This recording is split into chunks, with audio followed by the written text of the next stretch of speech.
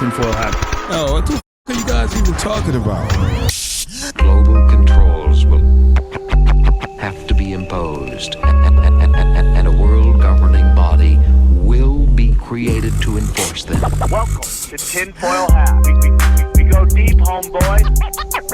Aaron, open your mind. Drink from the fountain of knowledge. There's lizard people everywhere. That's some interdimensional shit. Wake up, Aaron. This is only the beginning. Dude, you just blew my mind. Are you ready to get your mind blown? All right, guys, welcome to Tinfoil Hat, live from the Wise Wolf Gold and Silver Studios. That's right. If you go to samtripoli.gold, use the promo code TINFOIL, you too can get in on the precious metals game for as little as $50 a month. And I'm telling you, this is how you stabilize your money, everybody. Get into precious metals, and trust me, they got a package for you where you can afford it. Trust me on that one. So excited for today's episode. I have watched his videos. It's absolutely riveting, and it really is, pulling back the curtain on some of, quote unquote, our heroes. So I'm very excited to have him on. He is a former Pfizer formulation analyst, scientist, and a whistleblower. Please welcome Justin Leslie. How are you? Sam, thank you for having me on. Appreciate the time, man. I can't wait to dig into my story with you. It'll be exciting. So those who may not be familiar with you, where is your video? Is it on Rumble or is it on one of the more deeper platforms? It's on Rumble, or as some people call Stumble, but it's on Rumble. We love Rumble here. We love Rumble. We love you. No, I know. It's still on there. So it's on Rumble, and it's actually, believe it or not, it's on YouTube still. I don't know how. Although the amount of views it's gained on YouTube is a lot smaller, because I had it embedded from Rumble on my website, which is justintegrity.net. So just my first name, Justin, and then the word like integrity, kind of like from a South Park play. It was, it's kind of funny how I came up with the name, but I just wanted people to know that I pretty much stand in integrity and just am a truth teller. And a lot of crazy stuff happened to me. So yeah, you're a very brave man, because you were on a path to make a lot of money playing the game, and you decide to pick honor and humanity over money. And you'll still make money, but where you were going, there's a pot of gold at the end of the rainbow. So I respect that a lot. So can you tell us a little bit about your story, and then we'll get into everything you found. Okay, so I started off as a formulation analytical scientist at Pfizer in 2021 is when I was hired. And long story short, I essentially inserted myself as a scientist / whistleblower there. I was in a master's program at Rutgers that I was partaking in, kind of just because I couldn't find a job when I got, out of school. My undergraduate degree was in pharmaceutical and biomedical sciences. And so I went into this master's program and was pretty unhappy, to tell you the truth.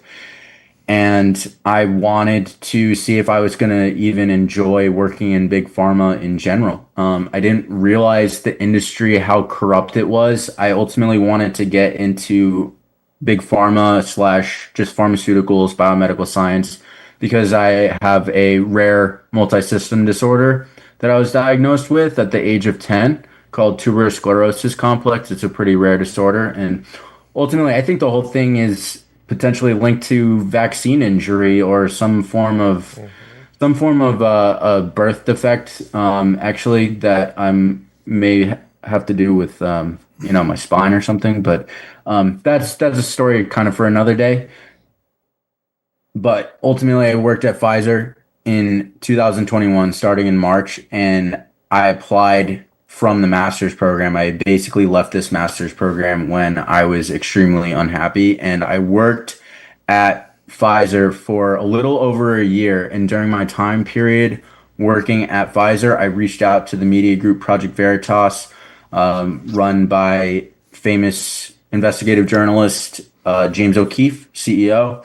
The And so I worst reached out- disguises ever. I mean, the worst. You could not get a worse. I don't. These people spill the beans. I just like. How do you not know that's a wig? Yo, Sam, I'm serious. I think the whole thing to me is just Yes, like some we'll get stage, into it's that. a staged psychological operation. Yes, against 100%. 100%. But James has, supposedly organically, I'll put that in quotes, like exposed, like what is it, Planned Parenthood and a couple other relevant organizations. But has anything really come from his investigative journalism stories? I'm not so sure. So I reached out to them I started working with them in October of 2021, early October is when I started working with them. And I worked with them for about 2-3 months or so. And I did a insider like sting operation on the inside of Pfizer at the age of 23. And they strung me along essentially the whole time. And one thing led to another. They said, we're not going to tell your whistleblower story because of this FBI raid that had to do with Ashley Biden's diary, which to me in real time felt like a psyop based off of what was going on behind the walls of Pfizer and like what I was doing. It was a thing to shut me up. And they also used recording consent laws, which I also mentioned in my documentary. But my whole big thing is what I was exposing was absolute crimes against humanity. I was a whistleblower in my own right in the sense that my testimony ultimately could have saved the lives of hundreds of thousands, if not millions of people. Yes. And the reality too is what I was actually exposing could have woke up normies. Like, we're not just talking like a conspiracy rabbit hole. This is something service level that even moms on the liberal left would have woken up to, in the sense that I was exposing that Pfizer approved a vaccine that they didn't do clinical trial testing on for kids from the ages of 5 to 12.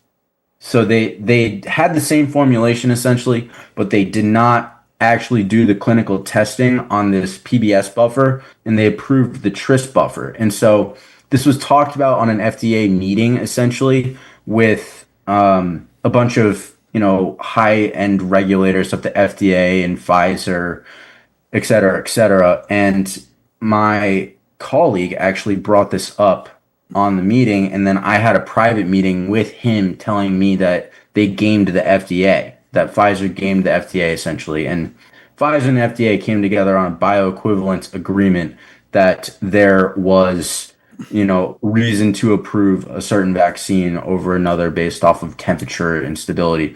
But then, so my story was not told, and I had a whole lot more than just that as well, which we can get into.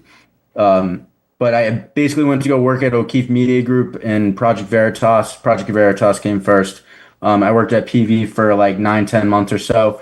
And Sam, we were talking offline and you brought up the whole thing with virology, and it's extremely relevant to the situation that I was in at the time, considering like the mind control behind this entire issue on like what is really making us sick, what is COVID-19, what are viruses.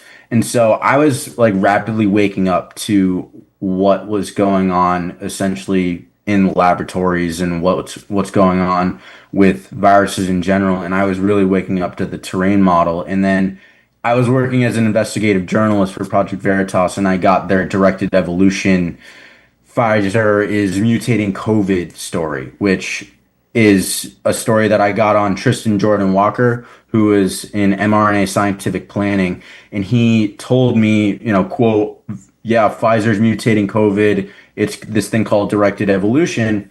And I don't have necessarily have evidence behind it, but my spidey senses go up with this story too, in the sense that a lot of my colleagues actually at Project Veritas knew that I spoke out against virology behind closed doors. And so, like, why was this big Pfizer's mutating COVID story out in the open? It made Tucker Carlson 2 times, actually. And so then one thing leads to another. I stayed at Project Veritas for a couple more months. Millions of dollars came in from this Pfizer story as well.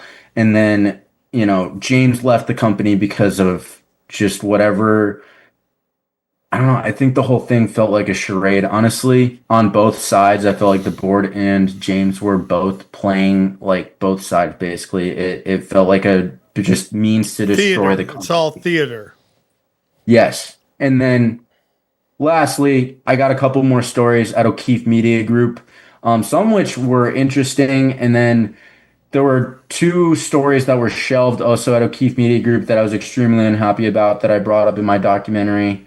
And then I found out in July of 2023 that James O'Keefe was going to Bohemian Grove and then did go to Bohemian Grove in July of 2023. And then Damn. he told me that he went to Bohemian Grove over the phone in the middle of August in summer of 2023. And then I resigned on that phone call because I was just done wearing a mask, done playing games.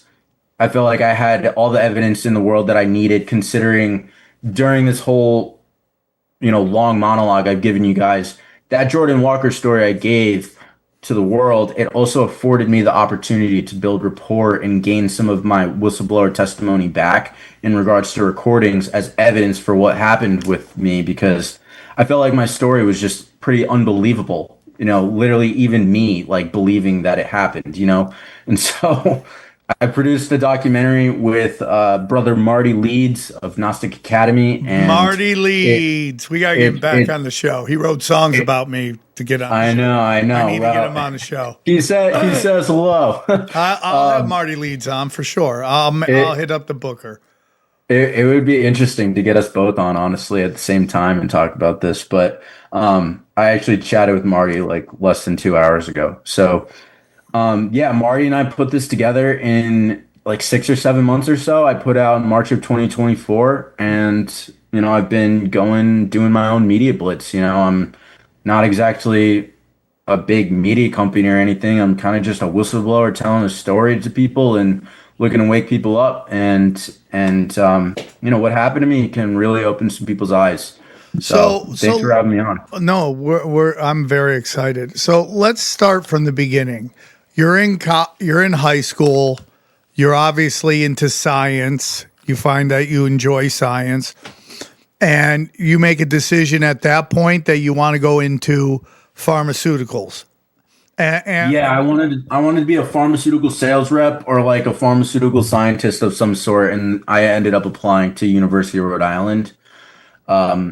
Kind of on a whim. I thought I was going to be a pharma sales rep, honestly, and they told me to apply to this biomedical and pharmaceutical science degree that they had, and that I could still do the sales rep thing. And then one thing led to another, and it took 4 years to get through that program, and then basically COVID happened. So when you're getting into this, obviously we all know there's money into pharmaceutical sales, and guess what? There's nothing wrong with wanting to make money. There's a lot of people are like, "Oh, dude, you're doing ads, you're doing this, you're controlled." It's like, no, dude, I'm a 53-year-old man with kids. I got to take care of people. I need to make my money. My dad said that. My dad's a wild man, but one of the best things he ever said to me is, "Don't hate somebody for making $1." Okay, if you're doing it honestly.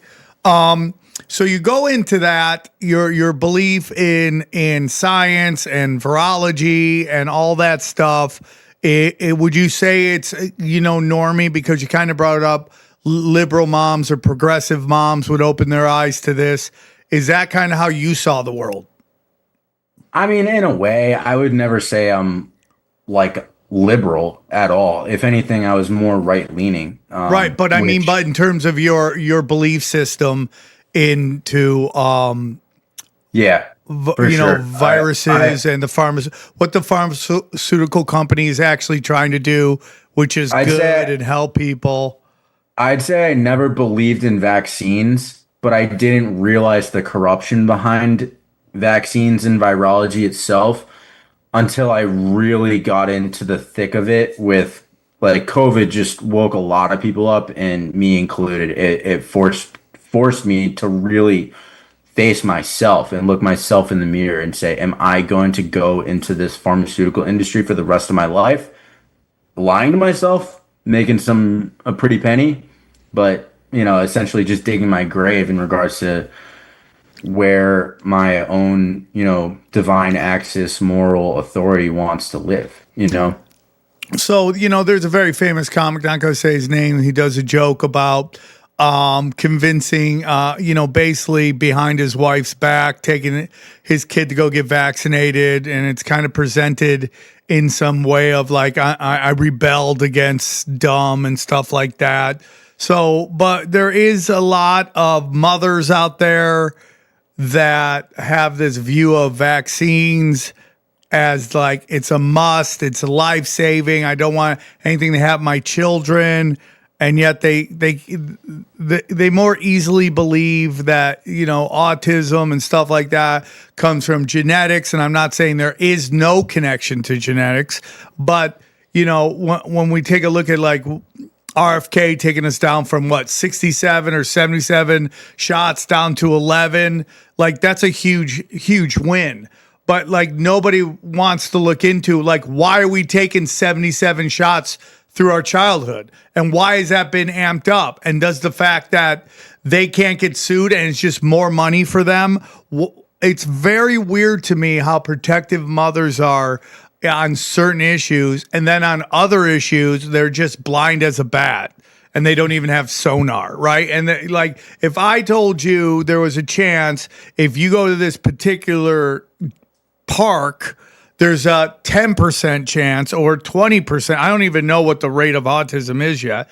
It's always skyrocketing, but let's say it's 20%. It's 1 out of 5, right? Yeah, something like that. 20, so 20%. It's like 1 out of 5, 1 out of 4, maybe even 1 out of 3. So we're at 20. Let's just go with 20%. There's a 20% chance your child will get injured at this park. These moms wouldn't go there. But yet, when you have this discussion, they just can't understand it. Would they go there if it was a 1%? You know what I mean? That Warren Buffett has this great analogy where he's like, if there was, you offer me $1 million to pull a gun that had 1 million chambers and one of them had a bullet in it, I wouldn't do it. It's not worth it to me because the risk is so great. You know what I mean? And you really have to think, what are we so afraid of? Like what is motivating us to?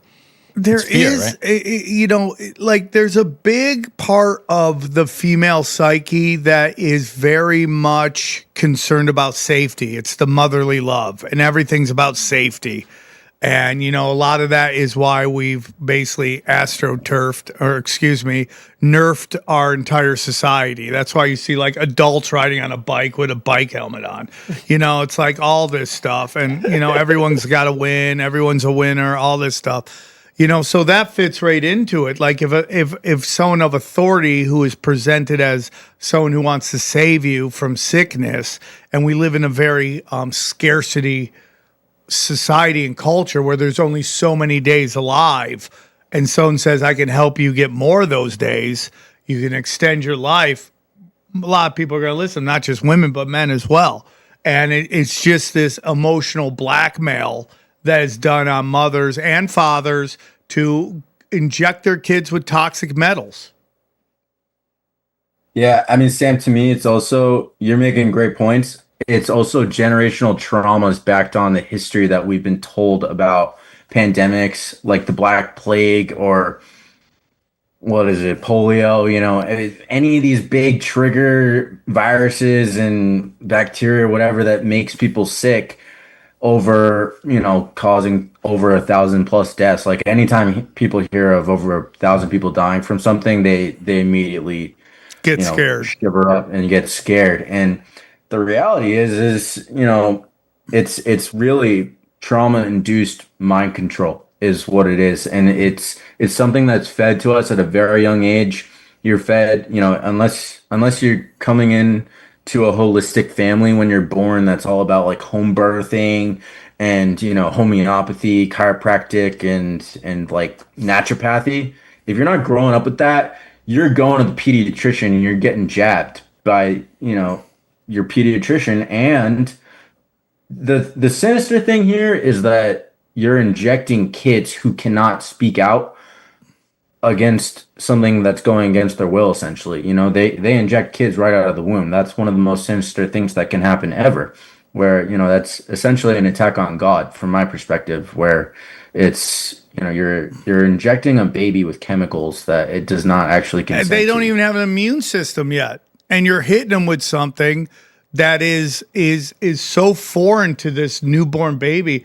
And like, if women actually, mothers and fathers, actually took a moment to understand what they are implying with the Hep B shot, right? Which is basically the mom is a cocaine sex monster and we have to protect the kids from this disease. And that's exactly what it is. That's what they're saying. Hey, the mom is probably a cokehead sex monster. We have to protect this child from anything the mother gave to them. Or maybe we just ask her, hey, mom, are you a cocaine sex monster? Yeah. When was the last time you did coke? They'll probably say never because they're giving birth. But, hopefully you know who you're getting pregnant. Who knows these days? But, so it's so dark and sinister. And, like, you have to sit there and watch that kid to stop them from putting that shot in because they're getting paid to do all this stuff. And that's the most darkest part of this. The amount of money that pediatricians make. And when you understand that pediatricians have a 60% quota of their patients must be vaccinated for them to be eligible to make money from these pharmaceutical companies. Like, it's like we all talk about that with tickets where cops have a quota.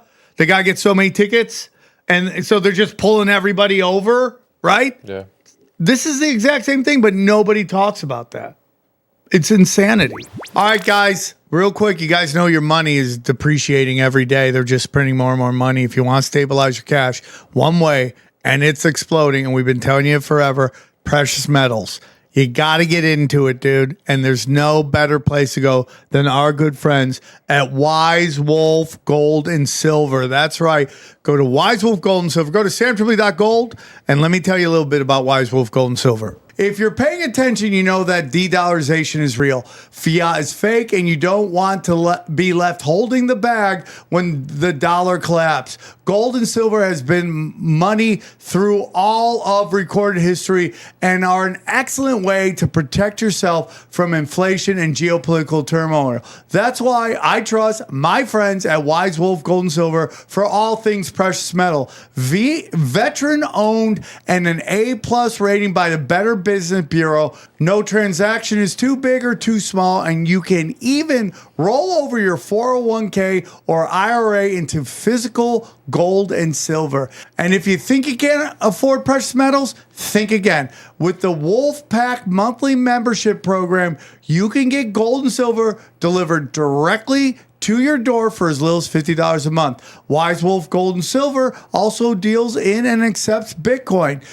So go to samtripoli.gold, promo code tinfoil at checkout to receive free constitutional silver. And remember, in the world of bulls and bears, be the wolf. All right, guys, real quick, I want to tell you about our good friends at ShipStation. Listen, when your company is growing fast, order fulfillments can make or break your success. ShipStation's intelligence-driven platform brings order management, rate shopping, inventory, and returns, warehouse systems, and comprehensive analytics all in one place, saving customers 15 hours per week on fulfillment.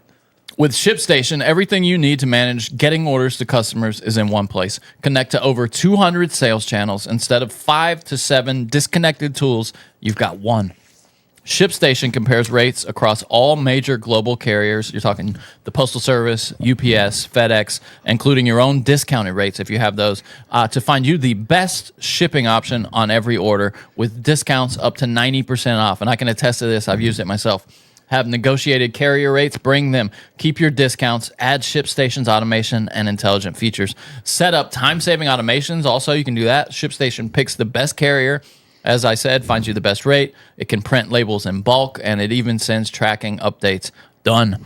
Sharing tracking details cuts customer service inquiries by 12%. Returns management gives you data on what's coming back and why, and analytics show you where you're saving and where to optimize. 1 million businesses have trusted ShipStation, including me, actually. I've trusted ShipStation for years. I've been using for years, truly. Try ShipStation free for 60 days with full access to all of our features.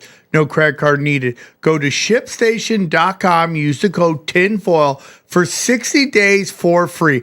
60 days gives you plenty of time to see exactly how much time and money you're saving on every shipment. That's ShipStation.com, code TINFOIL. That's ShipStation.com, code TINFOIL. And we thank them for sponsoring the show.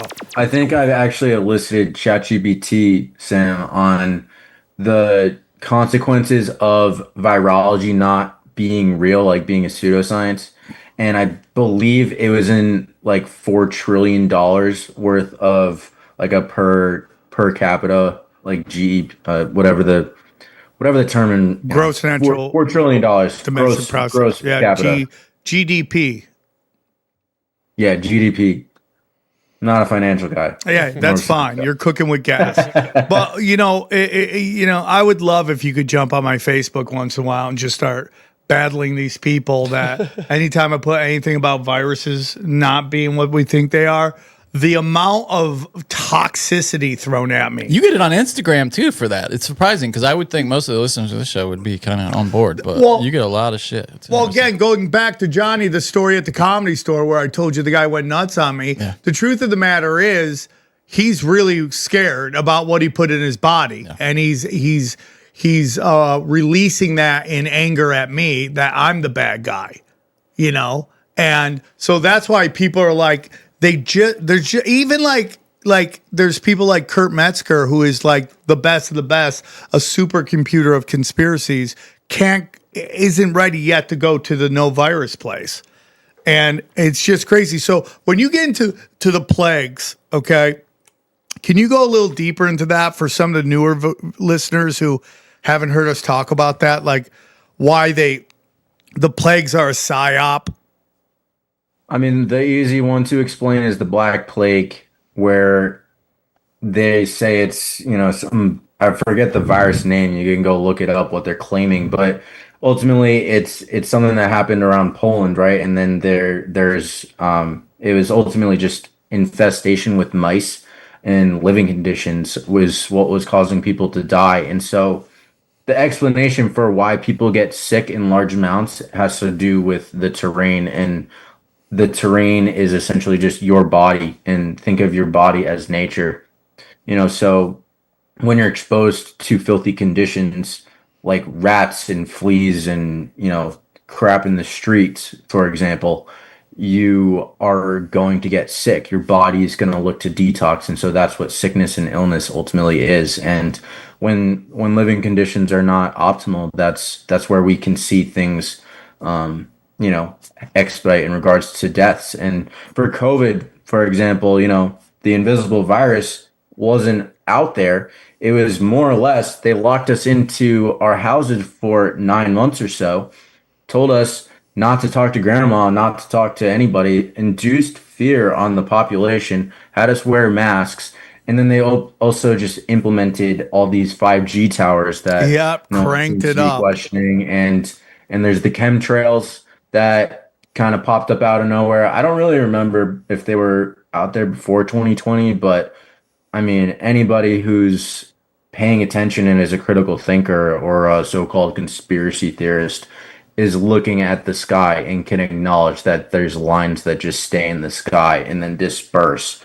And those are likely filled with heavy metals. I mean, I believe it's been proven in government documentation regarding all of that. So that's what makes people sick, and when you scare people en masse and have CNN, the death ticker just going up and up and up and up. Just think about that. I remember that, dude. It was so crazy. All of these things collectively can induce people to die. Like you ever see grandma die and then grandpa dies like a week or two later? That's because he has a broken heart. People lost the will to live, literally. And I mean, the whole thing with the PCR test is a fraud. Like, just stick this thing up your nose and then say, any random genetic code is going to pop into a PCR test and, you're positive when you're not expressing symptoms. Where meanwhile, you can put vodka on the same thing and it tests positive. Oh, is there COVID in the vodka? Like, no, it's all just a fraud. And they both sides played a role. You know, there's the psyop within the psyop that people think that Trump was like playing some game with, you know, this Q narrative. Like I fell into the Q trap actually and thought that Trump was a good guy at first, and I really woke up to the whole thing. Operation Where Trust, dude. They were you were Yeah. exactly who they were trying to corral. Yeah, it's Operation Trust, Operation Mockingbird, essentially. But Operation Trust, right? The Bolsheviks.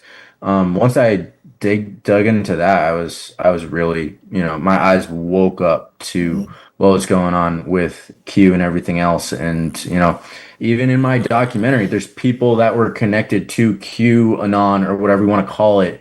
You know, the Brian Gamble, and General Mike Flynn, and all these people in the alternative media seem to be connected in Amazing Polly's actually talked about this where quoting her, she calls it the narrative network. And to me, you know, I think David Icke also has talked about it where it's like it's the mammoth is what he calls it, the mainstream alternative media industrial complex. And it's literally just these it's like the CIA slash IIA operations that's talked about in my film where it's interactive internet activities and it's selective algorithms that are essentially pushed out to people that are used to ultimately put information in front of people. You know, so Yeah, it's called Oopa looping too. Have you heard the new term Oopa looping? Have you heard that? No, dude. Oh yeah, Oompa dude. looping? No. Is that Like Oompa? Oompa Loompas? Oompa Like looping, it's called. Oompa looping or like Oompa looping? Like Oompa Loompas? No, not Oompa, but what it is. Like Okay, Oompa is Loompa Kurt from Willy Metzger Wonka, was right? talking about this. It goes back to this, this click farming, where basically they put out bounties on narratives. Okay, and everyone runs there, and they say, "Hey, there's a $50,000 bounty on this tweet. Those who get the most views." For let's say 100,000 or 1,000,000 views on your tweet or on your YouTube page, you can collect this much of this bounty. And some guys get the whole bounty because they get the huge numbers. But that's why you see the similar narratives over in tweet after tweet after tweet, because they're Oopa looping. That's what it's called. Oopa looping. Sorry. So it's Oopa looping. And that's a big part of it.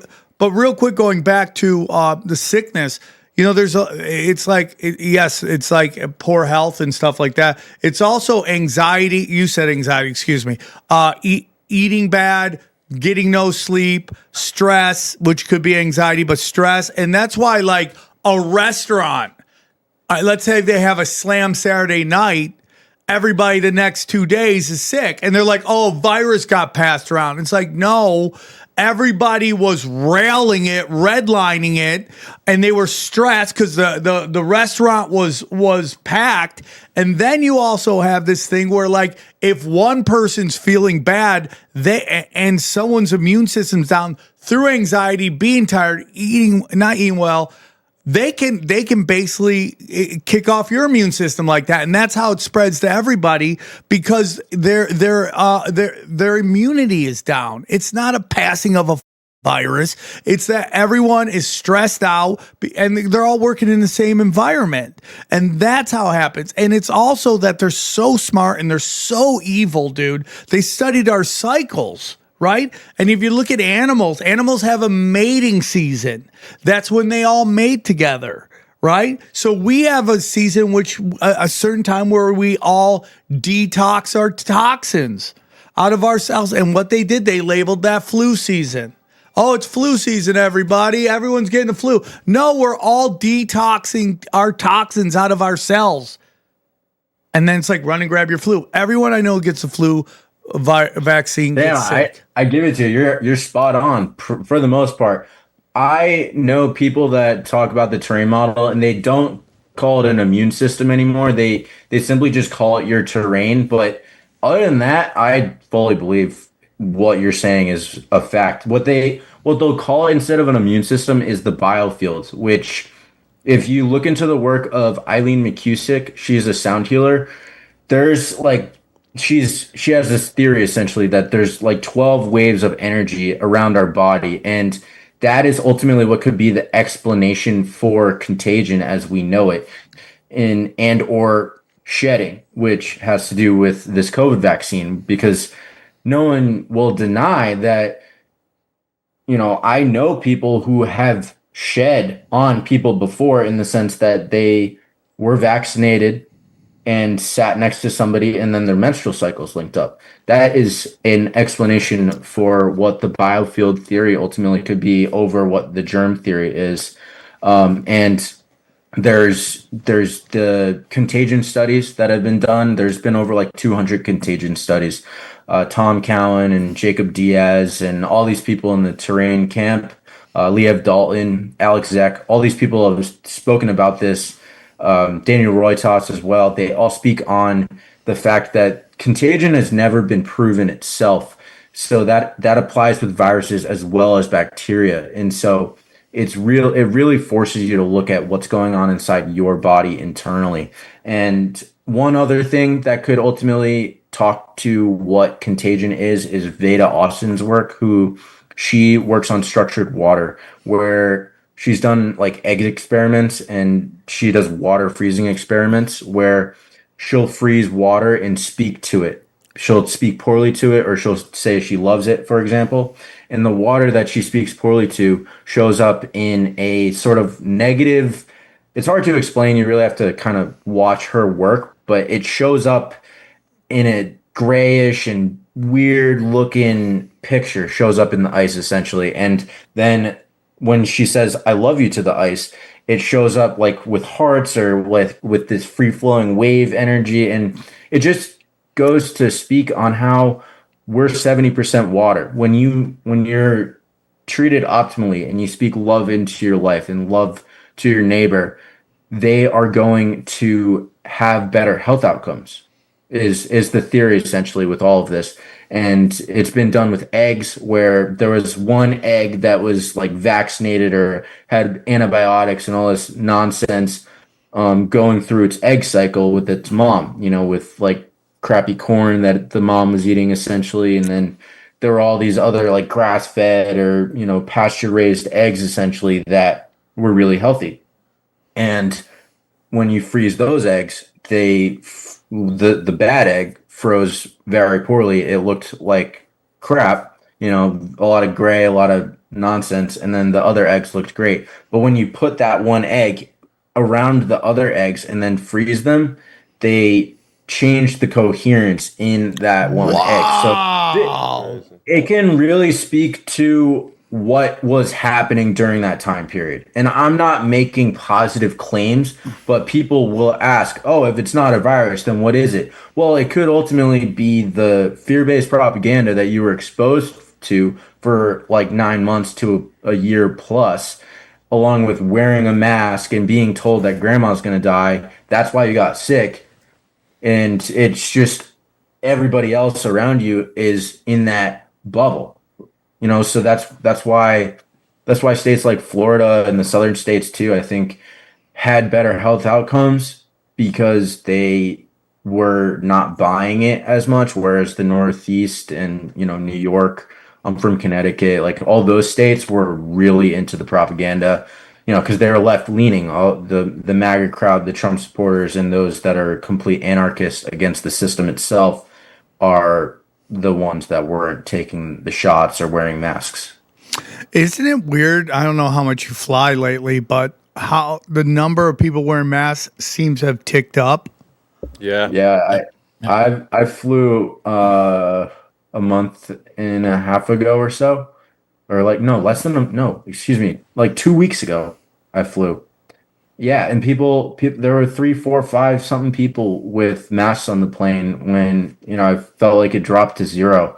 And I think these people just think that people are nuts. I mean, I won't shame them. I'll tell them that you don't need to wear that though. And I'm not going to like make fun of them and put them on the internet, but I explain to them that they don't need to wear the mask. And then they're like, oh, well, I didn't get sick during COVID, so I might as well just wear it now. And I'm like, all right, well, viruses don't exist, so you're probably jabbed up. And you tell me you're a Basically. virologist? Pretty much, I yeah. can't believe they won't listen to you. That is so insane to me. You're hearing it right from the mouth of a scientist who studied that, and you still want to believe. Now, Johnny, you're one of these guys that still love viruses and love talking about them all the time. Oh, I love viruses. Yeah, Number one big fan. And fan do you have of any viruses. questions of the virologist on how viruses aren't real, or are you going to stay in Well- your medieval way of looking at Okay, life? I mean, nobody wants to hear me interrogate this, but I'm curious. So we do have like controlled studies where among animals, where in controlled settings they observe contagion. What do you say to those? And do you think the field theory applies to animals as well? I haven't looked at the animal ones myself, so I can't speak to them. I've looked at the human studies, and Okay. from my understanding, it's a 0% chance that contagion occurs in humans. And which is bacteria what we too, are. you're saying? Yeah.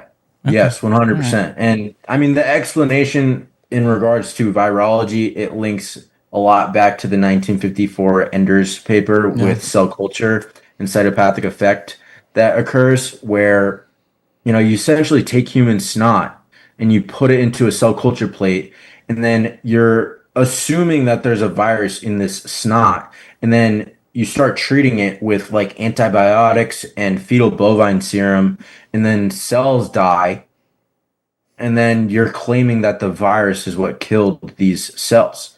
And Right. when you do an independent experiment with the scientific method, it shows how fraudulent the industry really is, because when you treat it with just antibiotics and fetal bovine serum and the way cells are supposed to be cultured supposedly without the so-called virus or without the human sample itself, the cells die.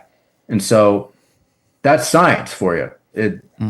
It's right there. It's very simple, honestly, and it's hard for people to wrap their heads around this concept. And so, I mean, you can think I'm crazy. I don't really care if the audience thinks I'm crazy or not. And on this It's show, the reality. this show, Not on this show. you're on like the right the place. you're like the bee girl from the Blind Melon video. You found your friends. Wait up, I got a quick question. So usually I hear, I don't have kids, but I always hear people Thank say, God. yeah, thank God. I always hear people say, my kids got me sick. Oh, there's something going around. But No. I'm telling you, it goes back, and then you'll give the scientific The virologist, answer. yeah. But and I just want it's the triggering thing I talked about, where you trigger somebody's he didn't call it immune system, but terrain system. You trigger that. It goes back to what I'm saying about the restaurant. Everybody's high stress. Nobody's getting sleep. Everyone's eating. If it's a restaurant, they're all doing blow. Okay, so their their terrain system shot, and they just trigger each other. I could be wrong on that, but what are your thoughts? I concur with what you're saying, Sam. I mean, you're pretty spot on. When your environment is similar to other people's around you and they all get sick, that could ultimately be an explanation for why people are getting sick as well. Especially if you have kids, man, you're working all the time because you got to take care of your family. stressed out, yeah. And then they come home and it just triggers your stuff, man, and it just gets And- you. People in the terrain camp don't say people don't get sick. It's just there's the burden of proof logical fallacy where we are looking at the virus and bacteria making people sick and exposing the fact that they're making claims that don't have scientific backing. And then people say, oh, but you're saying people don't get sick. That's not what we're saying. We're ultimately coming up with other explanations as for why, but we're not making positive claims either. Sam, what you were saying about the seasons and how, nature happens essentially where like trees, they shed their leaves, for example. If you think of that, like the cold season, if you think of it like influenza is shedding your leaves, that's essentially your perfect metaphor.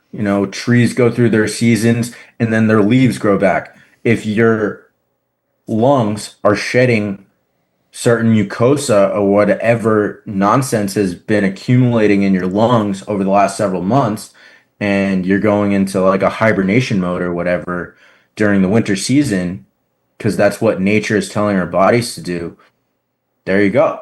And with the whole syncing up of menstrual cycles and everything else, that could be an explanation for the biofield and how our bodies also communicate with each other. So if I'm going through a detoxification phase, having a little cold, coughing up my lungs basically for a day or so, if I have a roommate or if I, live down the street from Johnny so and so, and I walk near and spend time with Johnny so and so for an hour, my terrain or biofield can communicate to his that, hey, it's time to detox. But some people say that coherent fields are just always going to be fine, but people get sick. That's a reality. It's Yes. It's been fear mongered into, oh, I got to take my ibuprofen. Oh, I got to go get the flu vaccine. Oh, I have cancer. I need to go get chemotherapy. It escalates to that level of how much we've been lied to, so. 2026 is the year your business stops acting like a game of telephone gone wrong. Scattered messages, missed calls, and who's handling this shouldn't be a daily ritual. A modern communication system is like giving your team a GPS instead of a treasure map drawn by a toddler. Everyone stays aligned, responds faster, and no opportunity disappears into the void. In that moment of clarity, you'll catch yourself saying, all right, let's Quo. Okay, dude.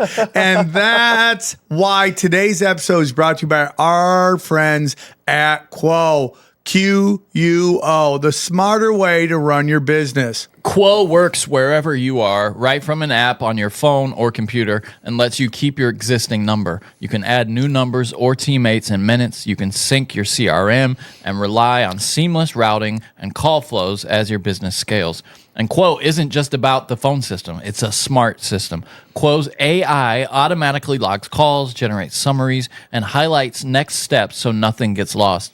It can even qualify leads or respond after hours, ensuring your business stays responsive even when you're finally offline. And it's easy. Calls, texts, voicemails, transcripts, and contact details all live in one clean view. With full context at your fingertips, your team communicates faster, stays aligned, and delivers a more personal experience. So listen, this is the great year. This is the year your business turns around, and let's make this year where no opportunity and no customer slips away. Try Quo for free, plus get 20% off your first 6 months when you go to QUO.com/tinfoil.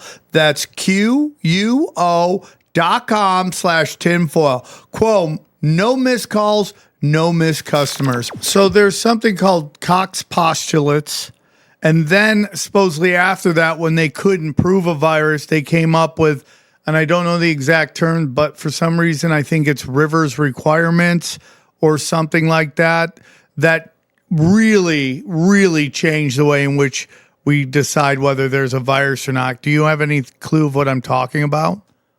Yeah, I've heard of Cox postulates. I don't have it recited off the top of my head. I think it's 4 points, but Cox postulates has to do with proving that the entity that you are claiming that exists, or not exists necessarily with bacteria, but you're claiming is causing sickness, you have to prove that it's causing sickness in another person, I believe. You isolate it and scoop it out, put it in somebody else, isolate it, scoop it out, put it in somebody else, isolate, scoop it out, and put it in somebody else. And yeah, so it's never actually been done with viruses. And I mean, I'm not sure if it's technically been done with bacteria, based off of my new knowledge about bacteria and what's been talked about in the terrain camp about bacteria is technically a good thing, because bacteria gets demonized as well. So yeah, but I've definitely heard about Cox postulates, and Rivers postulates I'm not so sure about. I'll have to look into it. Yeah, they came up with a new one later on that made it easier for them to prove it. I think it starts with an R. I got to call Dr. Andy Kaufman because I heard him talking about it. But let's get back to your whistleblowing, okay?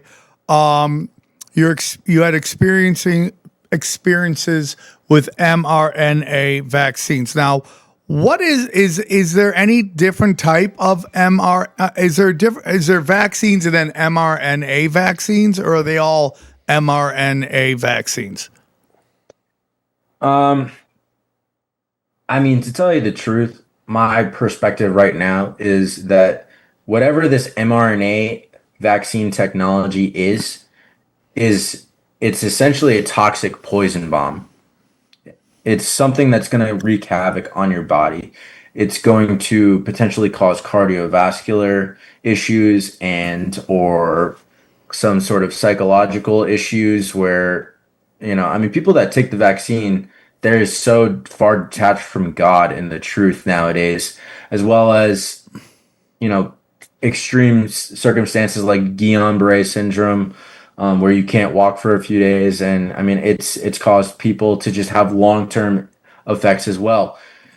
The thing with the mRNA technology is, I mean, my perspective on science as a whole has pretty much drastically changed, and so genetics to me has also changed in a way where, to me, is it really is it this mRNA that's wreaking havoc, or is it just a formulation that they created a bioweapon that is meant to essentially cause harm and kill people? That's what, to me, this mRNA thing is a front for, where they were working on this formulation of mRNA back in 2018 with Ugur Sahin, the BioNTech CEO. They were working with Pfizer simultaneously. So Trump was in office, whole 9 yards, and they were behind the scenes, I guess, working on this. And Moderna has been working on this stuff for over 10 years, supposedly. Back in the 2010s is when Moderna became a thing. And so this whole thing was planned. And they're using this RNA, to me, as more of a front for just this will kill you type formulation. And that's not to fearmonger, because I know people who have taken it and are fine. I'm not here to fearmonger you and tell you, oh, you're going to die now just because you took this thing. You just need to be extremely conscious and aware of what you're putting in your body. And this is something that you don't want to be putting on your body. And so, like, Sam, to touch on, like, what is even in the vials, I mean, in my documentary, I did some crazy stuff, dude. Like, I put this under a microscope with Dr. Carrie Madej, and then she broke NDA with Project Veritas and spoke out essentially for me as a whistleblower when we put it under a microscope. And I mean, I'm extremely grateful, honestly, that Dr. Carey did go on Stu's show, regardless of whether we trust Stu Peters or not. That information got out there, and it brought some fear for sure to people, but it also turned a lot of people away from taking the poison itself.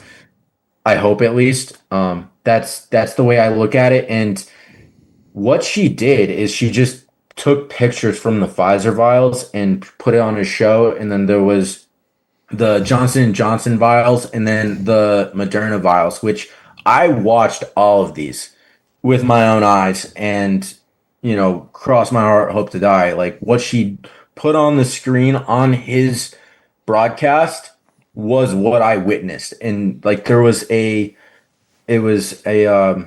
people will say it's an air bubble, but there was this black disc basically that had a thing spinning around it. And so to me, it seemed like it could have been a parasite of some sort.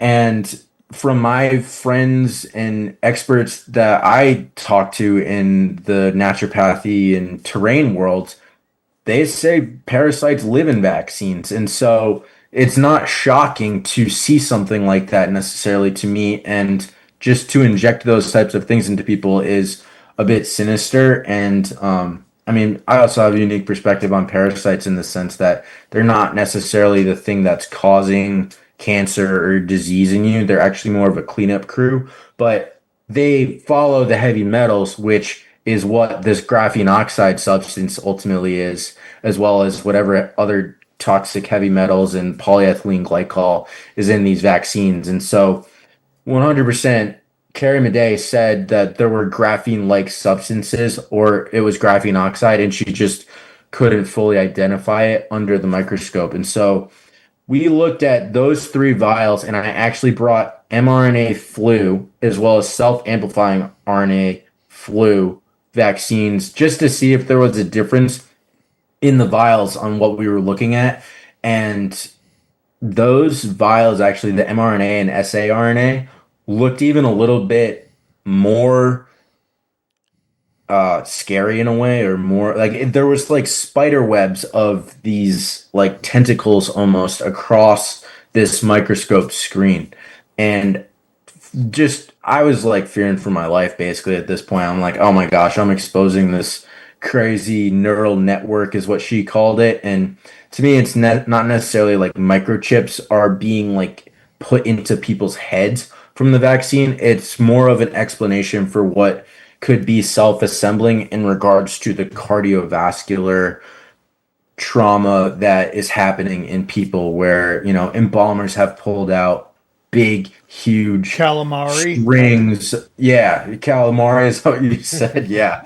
Basically calamari, except it's 3 feet long coming out of people's, groin area or out of their carotid arteries. So it's pretty crazy. I mean, sinister you look stuff. at the Foo Fighters drummer. His heart was 3 times what's normally supposed to be, completely clogged up. And the Dave what's Dave's name from Foo Fighters? Grohl made them all get it. What? Yeah, he made them get the vaccine. Like a tour. And that's why, again, when that guy was yelling at me in the store, I know it's out of fear. Like, what did he put in his body? And, it's just like, I guess you get to a point of when you're a conspiracy theorist, it's like, unless it's your loved ones, and even then sometimes, don't trust anybody. Don't just sit there and accept what they're telling you, because they have so much money involved. And just the way that people will take the bag over friends, family, and humanity is absolutely shocking to me. Dude, I mean, we've had Steph Tone on. He doesn't go on tour because he doesn't fly and he doesn't take vaccines. He taught someone how to play, so whenever they're out of tour, that guy He doesn't leave the country. He doesn't leave the country unless. So he never tours with the band? No, Or just when he'll they're- take like a bus. He's right? the only one on tour on a bus. It's like the John Madden of Yeah, music. Yeah. exactly. Yeah. And he stands for what his thing. Because I'm not. He's like, to me, I already have the money. They're not paying me, and he's like, he just taught someone, gave him a percentage of the deal. He's like, there you go, taught him how to play. It's Can pretty I bad. ask? I have a question. So we had Dr. Artis on who, and he's among a group of people who say that venom is actually the culprit with respect to viral. I can't use any of the words, but infection is the word I'm going to use. But I know you may have a different take on it. But what do you think of the venom hypothesis? I don't think it really has any weight to it personally. I've researched it myself, and people have said that this is it, but when you look into it, I don't think it has any scientific backing. I'd have to look more into it, and I could like send you stuff. I can't just answer why right now, but I don't really buy that it's snake venom, like in vaccines, or that it's the virus itself. Like there's the whole thing of like watch the water or whatever, and that it was snake venom in water. Yeah. That was what COVID was. I don't think that has there's no scientific evidence of it at all. It's just kind of fear-based propaganda claims. And if you paid attention to what QAnon is, they had a freaking Q drop that says watch the water. And then, Stu Peters is out here. He makes a documentary called Watch the Water. And I think that could be a connection of something, where you just get people to buy these little fish hooks of nonsense. That's to me what it really is it's nonsense. It's not to bash your belief or anything. Or Brian Artis' belief. I just think he's wrong. And we're allowed to disagree. Yeah, you can disagree with them. It's totally fine. I would say you should never, ever hold on to anything just blindly. You should always be open to new data and stuff like that. So I have no problem saying that. He did do incredible work on exposing remdesivir during the scamdemic, where he put all of the remdesivir work together and put it out and showed people how remdesivir is essentially an explanation for why people were dying because it was in the hospital protocol. So it's the main drug that once you tested positive for COVID, they put you on remdesivir because that's what Fauci said to do. And so Even Trump was for talking that. about That's awesome. remdesivir. Like he was like, I take it. It's a great drug. It's a great drug. And you're like, dude, 50%. And Johnny doesn't like that stat, but 50% of people who had Ebola, yes, were treated with remdesivir. That's true. Yes. yes, for sure. That's a correlation, right? So you go into Pfizer bright-eyed, wanting to help. You start to see something crazy. Do you contact Pfizer? Do you contact James O'Keefe and that group and be like, I see some stuff. I think you guys would be interesting. Take us through that. So I actually reached out to Project Veritas prior to accepting this job opportunity. It was offered to me in late February of 2021, and I sent them an email the same day that I was offered the job asking them, what do you guys think? I feel like I can be a whistleblower and go in and work at Pfizer. What do you think? And they basically said, we can't tell you what to do, but if you've come across newsworthy information, please reach out to us.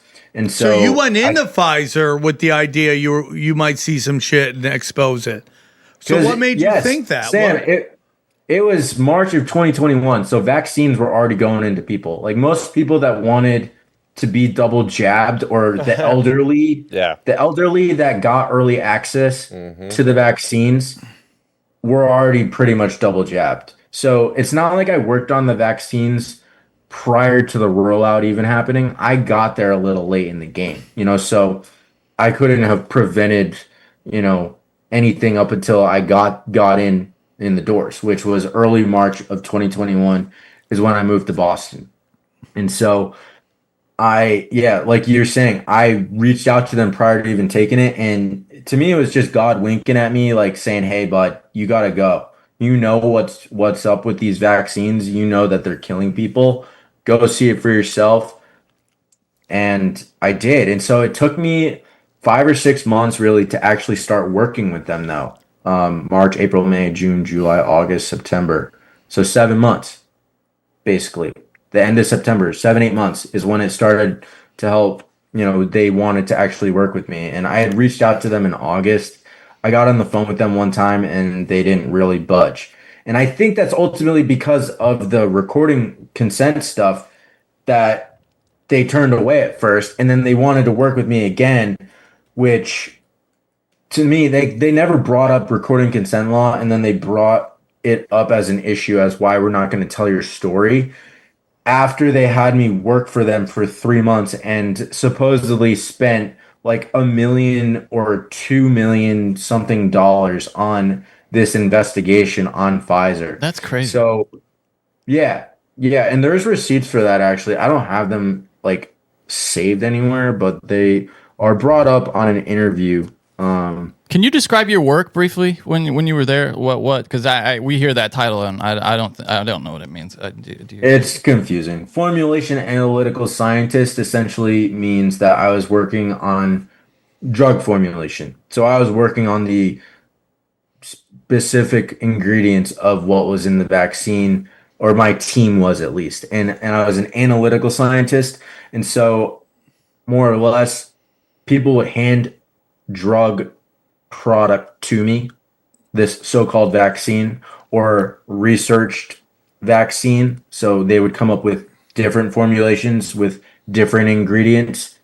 So there's the COVID vaccine, but I was also working on this mRNA vaccine, like I was talking about, as well as self-amplifying RNA vaccine. And they all had little different ingredients. And this has to do with the buffer systems that come into formulations, which actually led to one of my big whistleblower takes is we're working on what is going into the vaccine itself. And so I was on a small scale manufacturing team. So a smaller team of 10 to 20 people, basically. And we were doing analytics for research and development on a small scale so that they could make it bigger. They could make it a large scale manufacturing thing based off of the stability studies that the small scale team was doing. So very much on the front lines in the sense that I was holding the COVID vaccine essentially every single day as a control mechanism for the science experiments that I was doing, and working on the analytics for stability studies. You mean like, is that like shelf stability? Like how long it would last? Because I remember them talking about how long it was effective for. That was a problem in the early shelf stability, as well as just, yeah, I mean, shelf stability is a good short answer, but just to see how the RNA itself would be degrade, handled long term, degrade, and what would be up with like the lipid nanoparticles if those would degrade. Which those are known carcinogens now. And Mike Yeadon, Pfizer vice president, he's been very outspoken about that as well. So when you're in Pfizer, is there any internal talking, not necessarily amongst the brass, but amongst your fellow workers about like what the doing? This doesn't make any sense. Should I just green light this because it's not working? And any of that discussion, anybody have a soul there that you kind of connected with? You're like, okay, we're the only two normal people here. Let's talk about all the fucked up shit we've seen. Truthfully, I didn't really have any friends when I was working there. I have since come to know that there were certain people behind the scenes similar to me that they wouldn't take the shot. And like I had to, unfortunately, I played their game a little bit and I had to do this testing for the PCR test, but it wasn't the one that went up your nose. It was this one that you like spit in a cup basically. And so I spat in a cup, I think 2 or 3 times. I forget if it was 2 or if it was 3, but when I went to go hand those in, there were about 10 or so other cups every single time that I passed it in. And so I knew that there were people that weren't vaccinated, but I didn't know if they were in my building. I was in building K. Did they only do it with the unvaccinated? Did they That's do what they did with the unvaccinated. Oh, wow. They made the unvaxxed go get PCR tests. And the only way that my team didn't know that I was unvaccinated is because I was a contract worker. And so my vaccine status remained hidden to everyone at Pfizer, and it was only dealt with my contract company, which is a blessing in disguise, because if my manager knew, she would have probably questioned me and encouraged me to go get booster shots and things of that nature. Can you, what type of people did you work around with? Like, who are, like, what can you describe them? Because, I mean, if they're all, like, just robots, like NPCs, per se? I would say very much NPCs. I wouldn't say that they're necessarily all sinister people, but some of them could be behind some bigger just money and power hungry of knowing what was going on. Like, so in my whistleblower story, like I said, I was able to go reobtain Pfizer insider recordings, and one of the first big ones was the one with my manager Conwall Gill. And Conwall, she was my direct manager, direct report, team lead of the analytical team that we worked on. And she said things along the lines of, this is a money game because of the mRNA vaccine agenda, as well as Albert Bourla had no idea what was going on in real time, as well as Ugur Sahin. They had no idea what was going on in real time. And she said that the whole thing had to do with politics. I elicited her on why booster shots were going into people's arms in the United States when places in like India or whatever country I said were not getting their first two, and she said, oh, it's just politics, right? And so quotes like that combined with, and to answer your question, she's an Indian lady. Like I don't know if she was born in this country. I'm not it's not to like get into like race or anything, but if you're not born in this country and you're just being spoon-fed 200 to 300K for being on this COVID vaccine project, of course you're just gonna check the boxes and look the other way. They also come from a caste system where there are certain people in their society that are completely invisible and less than human. So like that's who were important. People believe in caste systems.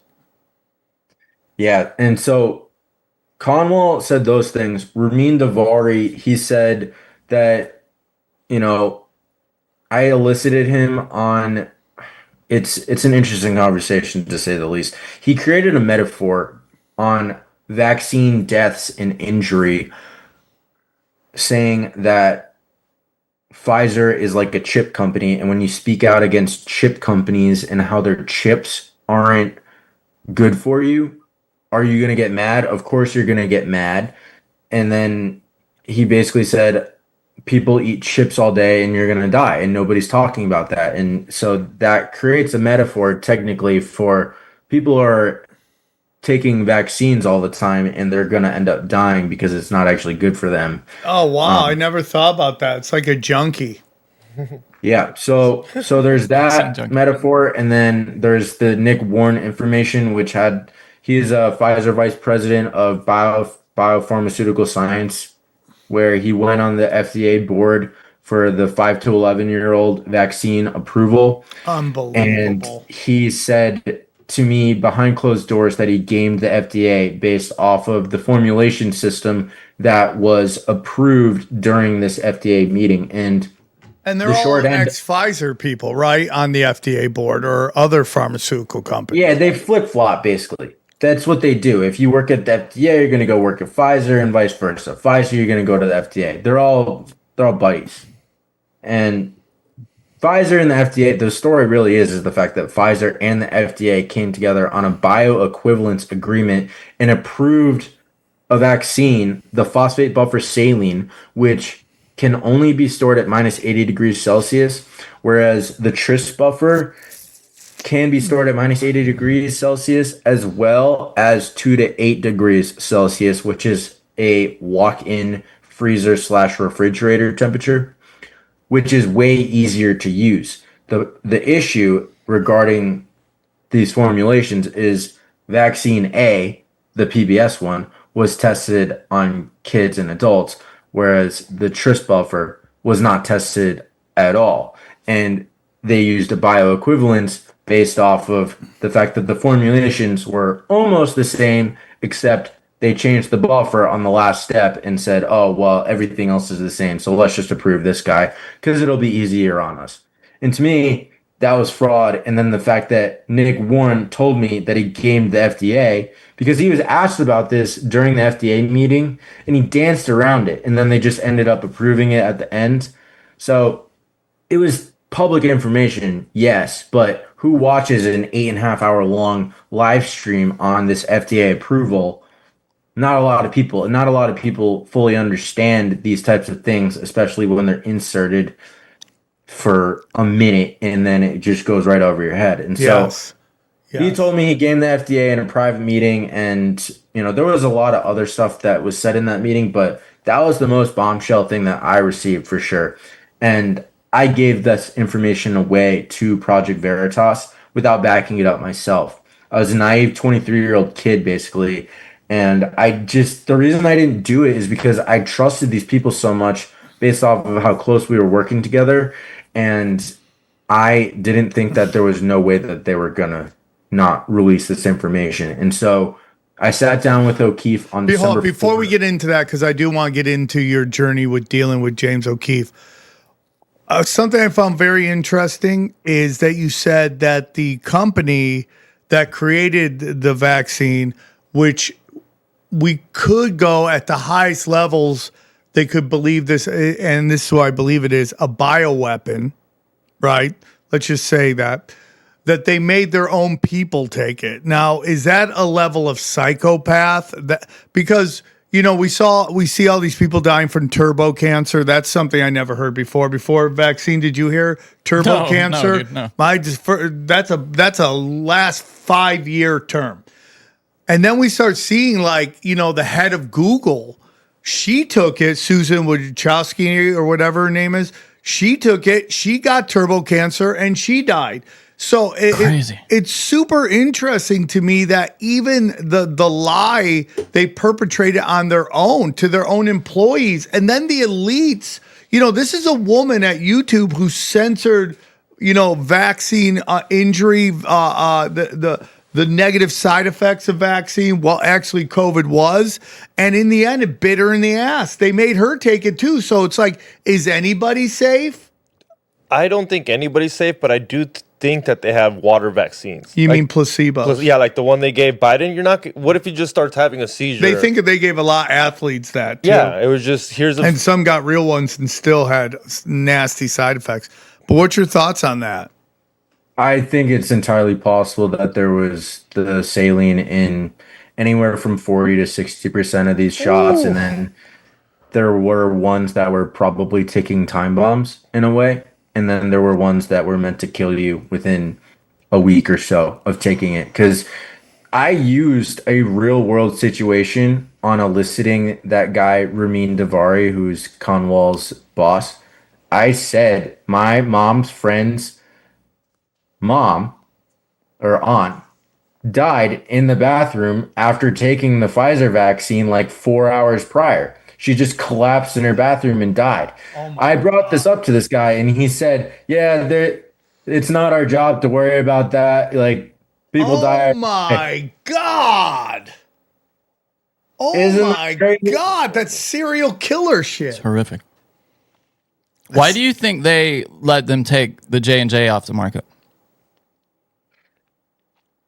Probably because the Pfizer vaccine and the Moderna vaccine were more poisonous. And it was that's funny. That's always been my thought. Yeah, it was 2 shots of poison instead of 1, and so they wanted you to take the 2 to destroy your body further versus the one and done. I feel like the J&J shot maybe was a little less harmful. Who knows? It's hard to say. I mean, I think that they were all poison. Yeah. Don't get me wrong. Like, don't take any of these. But if I had to take one, it would have been the J&J, most likely, But that was always my thought. Yeah, my family that was dead set on it, I was like, take it. Yeah. Take J&J. Damn, that's so crazy, the level of psychopath. So you're basically not only laying your freedom on the line, you're laying your life on the line. I mean, these people, they're gangsters. They're just gangsters in like more expensive suits. They obviously, like, based on the statement you just said, it's not our problem to worry about that stuff. I mean, that's so detached from humanity. You're going in here, you're gathering evidence, you bring it to Project Veritas. And when did you realize that there might be some issues?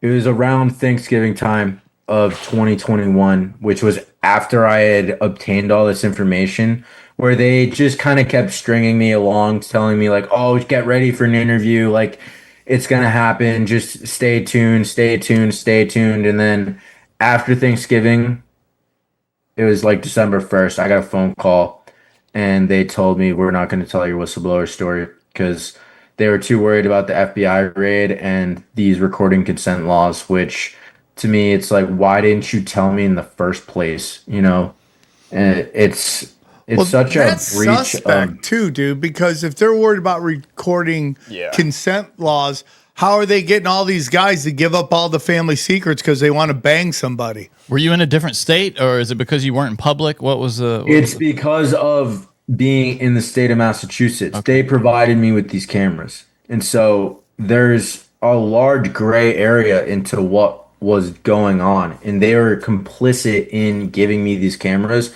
And so that was a driving force, as well as this FBI raid that occurred, which to me, from my perspective, I don't explicitly say it in the film, but I draw a lot of questions asking, why was this FBI raid planted right in the middle of my whistleblower time period while working with Project Veritas, when this Ashley Biden diary story was investigated over a year prior in October of 2020.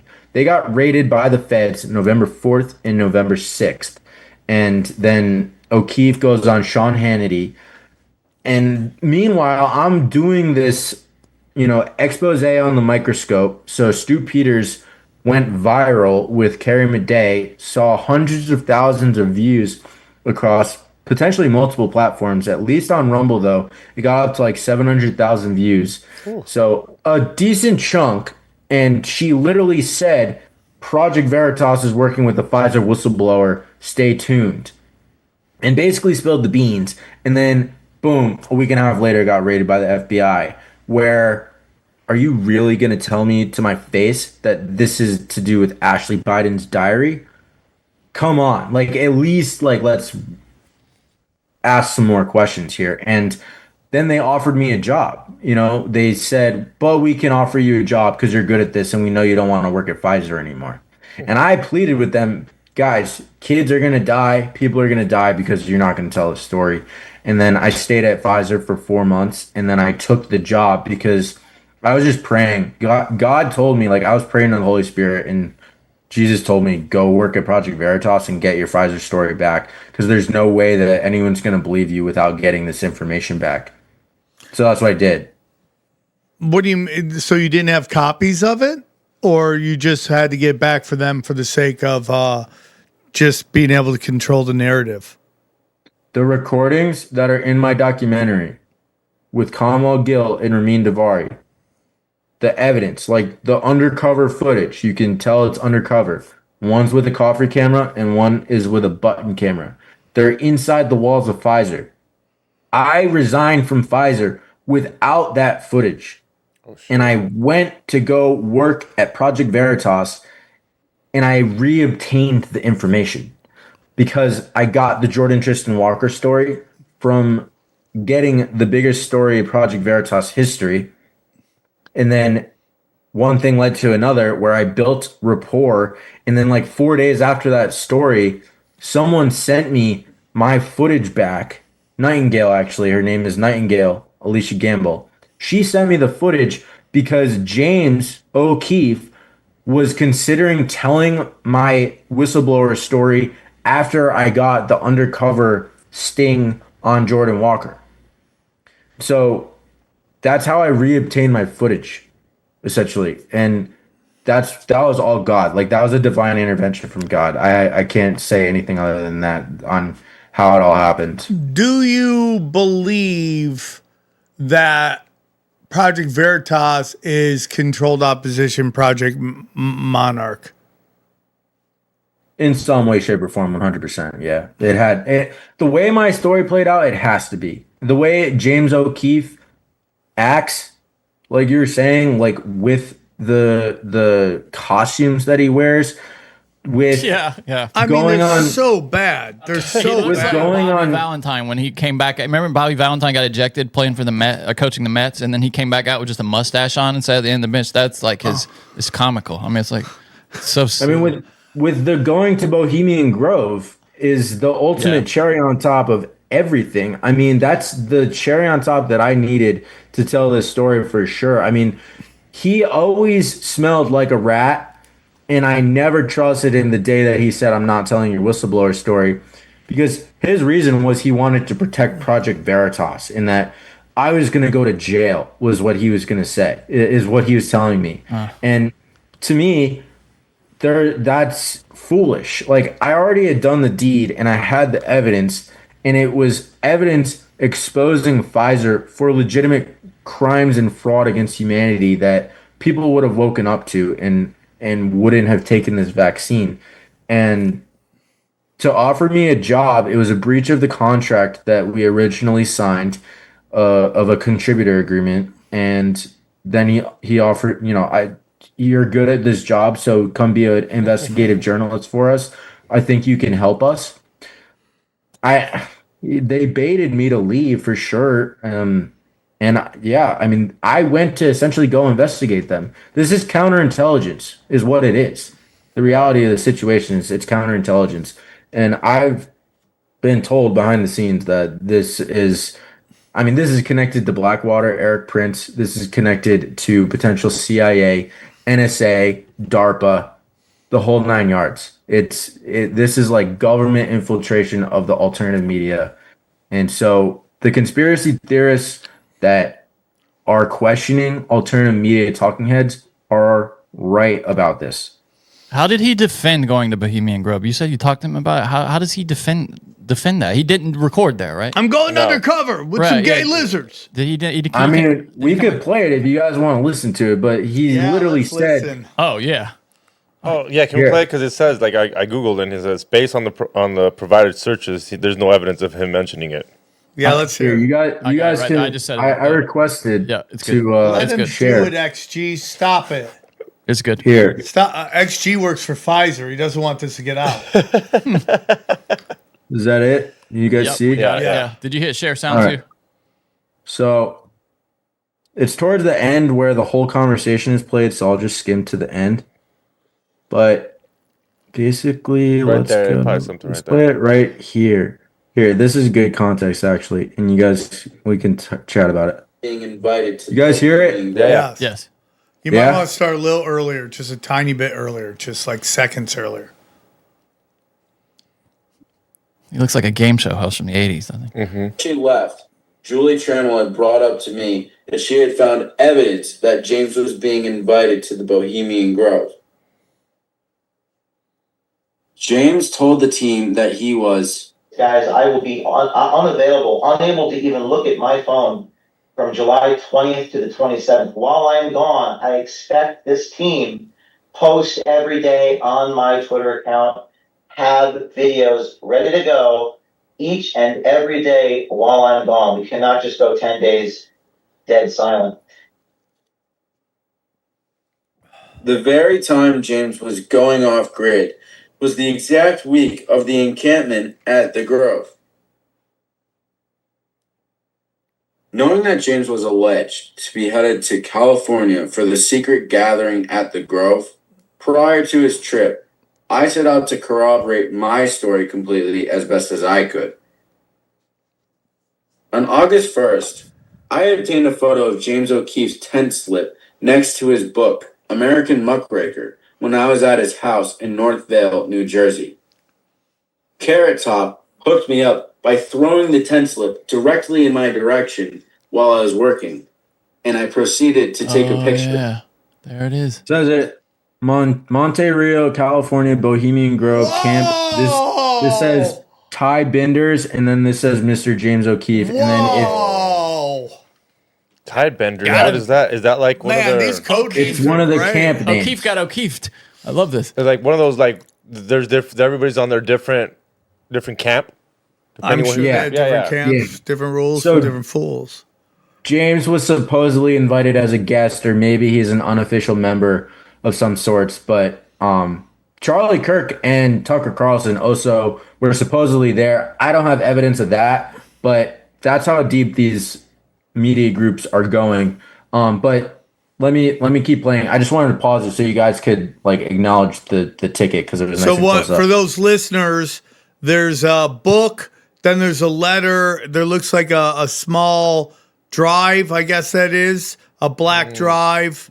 And then there's a bag tag, almost like a suitcase tag, almost. It's a camp tag, basically. A camp tag. You need this basically to get into Bohemian Grove, is what I've been told from other sources. Actually, since I came out with this information, people told me that you need this type of ticket to get in. Oh, this is interesting. I'm looking at a list of camps, and this says it's called tie binders because in the 30s, the camp was mostly made up of executives from railroad companies. And yes. So it's dude. And it's an orange ticket with a brown, looks like a nut, but it's not a nut for screwing, boom, boom, boom.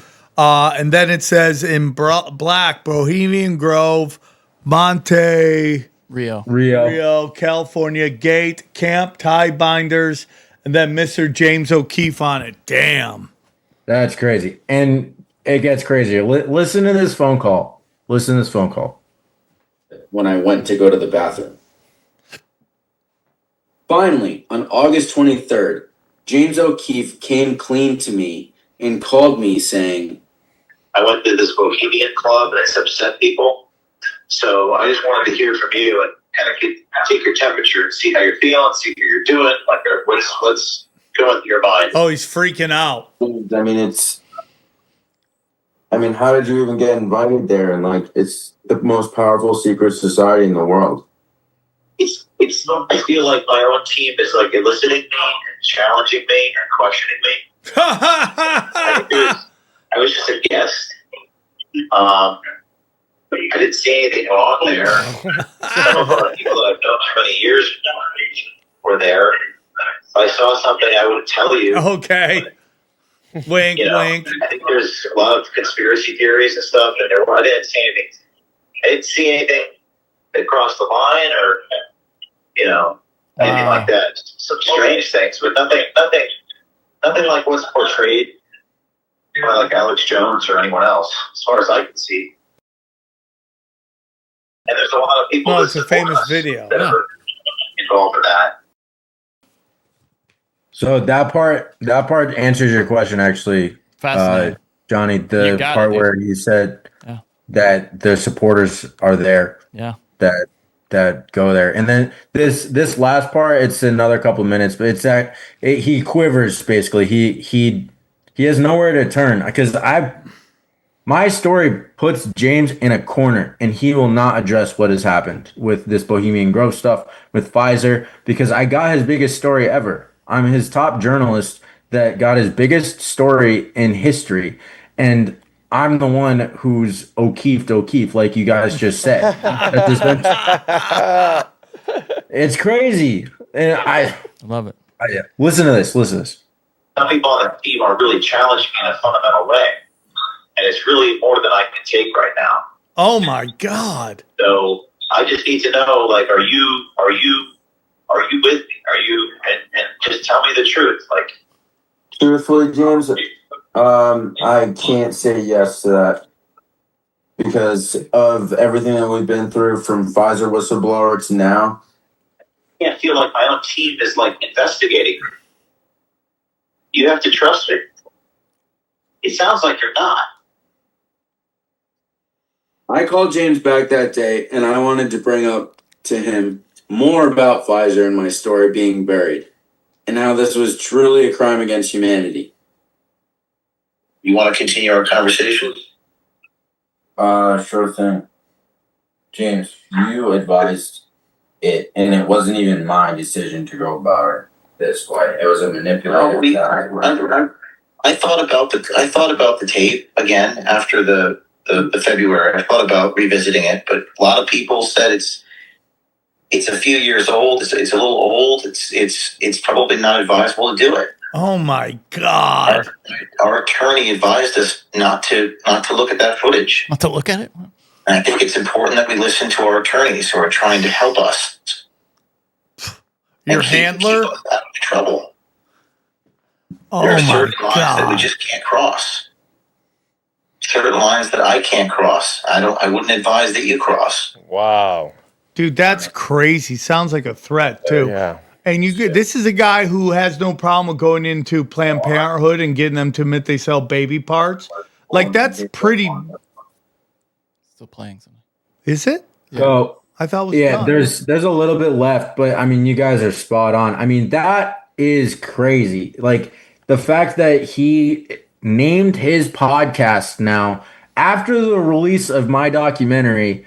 Like a year later, he comes out with this podcast called "My Price Is My Life," and there was a reel going around the internet that got millions of views of him saying "My price is my life" at a speech or some conference, and it happened right after I exposed him. It's crazy to me the psychological operations that this guy is going out there saying that.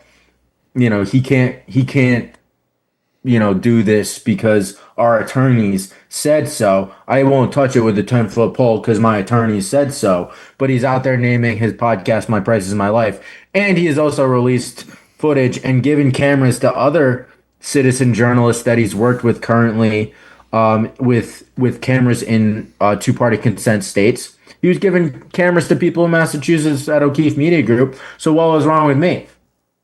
It's crazy. Did you want me to play the rest of this and then we can debrief? Yeah, sure. All right. Or, I mean, literally, codenamed microscope. I literally showed people like the nanotechnology in this shot, James, like the bioweapon behind it. Why don't we do an interview together on how f***ed up the whole thing was? Because you just said that I'm trying to extort you, and you've crossed.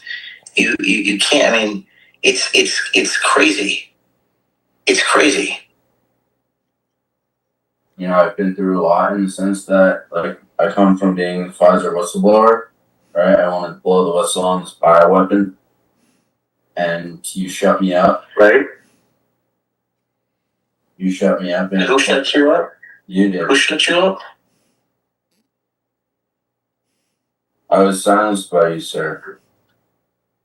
Regarding Pfizer, I was a source. Remember, I came to you, wanted to blow the whistle on the whole thing. What would cause all of the people, all of your former colleagues, to caution you to release that? Why would they caution you to release that? Probably because they don't want the truth to get out, because of all the powerful information behind it all. It's way too powerful, such as the Vice President Nick Warren saying he gamed the system, gamed the FDA, telling me that's not public information. Millions of people died, James, from this shot. The moral, ethical thing to do is bypass these things on paper, written laws, that don't actually matter. God's law is what matters, sir.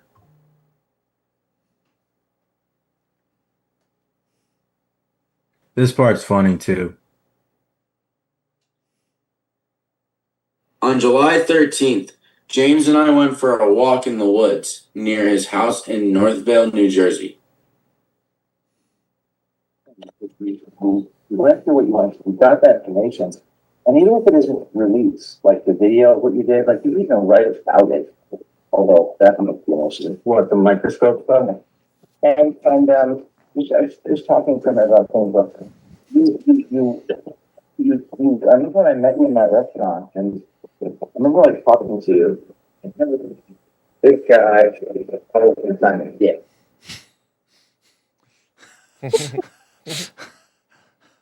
I'm not gonna argue with you, James.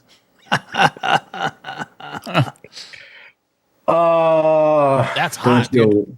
That's good shit. Yeah, holy that's crap. fire, dude. They taught you, right? They taught you how to fucking do some undercover work, obviously.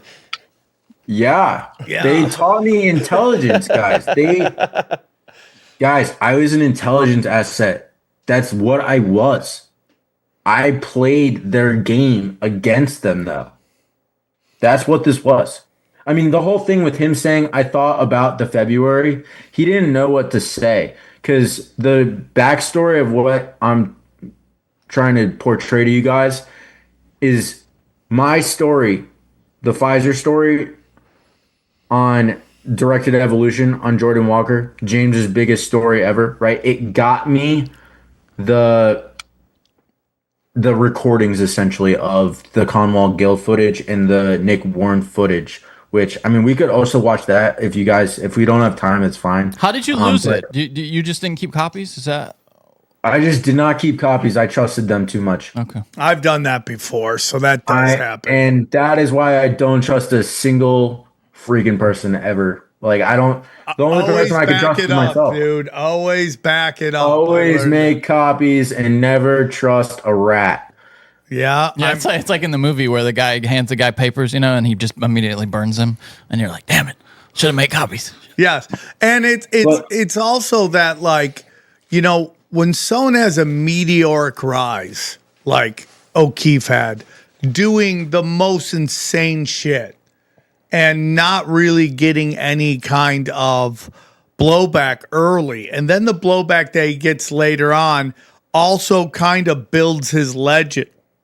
Like, does it blow up in his face, the FBI raids, or does it make him bigger? Yeah.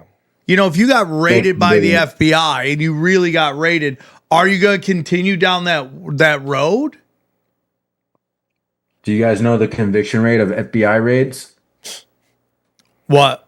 80, 90. And it's like over 95%. I'd say it's like it's huge. I think it's in the 98th or 99th percent, and there were 0 convictions of the 3 raids that occurred.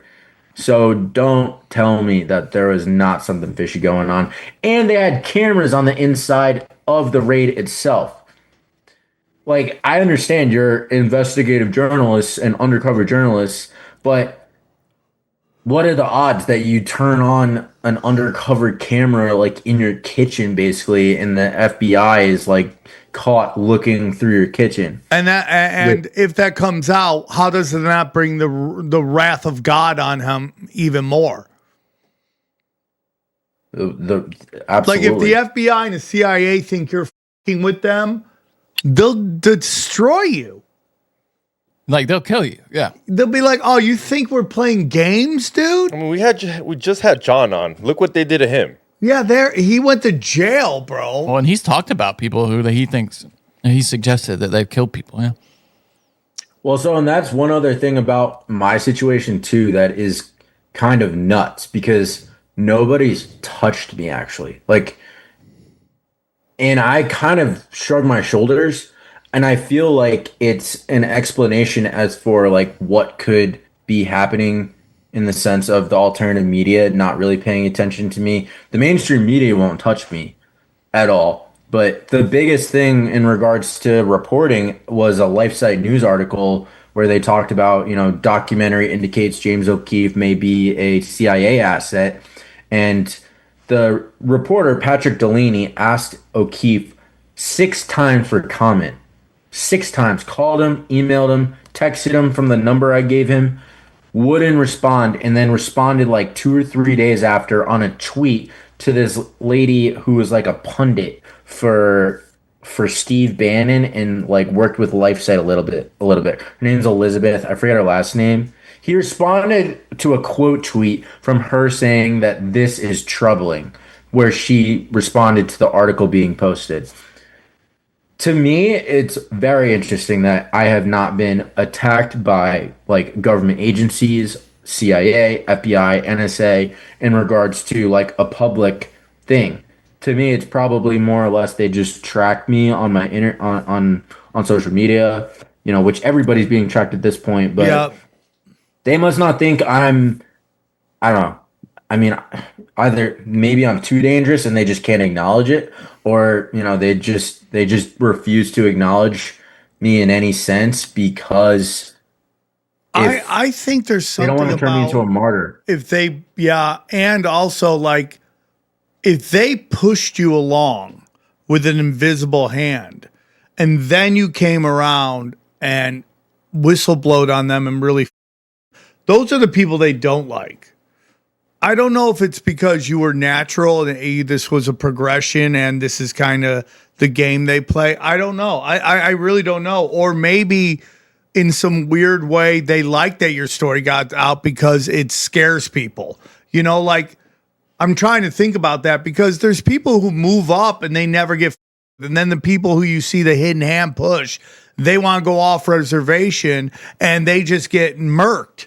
So it's an interesting thing why they haven't gone after you. It's like why they go after Gary Webb, right? Yeah, and I mean, I will say that there are certain points in time after my story where I wasn't like that vocal on social media necessarily. I mean, I've been on over 60 podcasts in the last year and a half, so I've been doing what I can do. But I mean, I certainly could go on and do my own show like every single day, but like at a certain point during the story, like a part of me was just also kind of taking in that fear of just acknowledging that what I've done is very out there in regards to the exposure of the alternative media and Pfizer, and that if I do say too much, like they might just try and kill me, or they might try and mess with my family, which would, not be ideal, obviously. And so I'm a conscious human and I'm not perfect, and I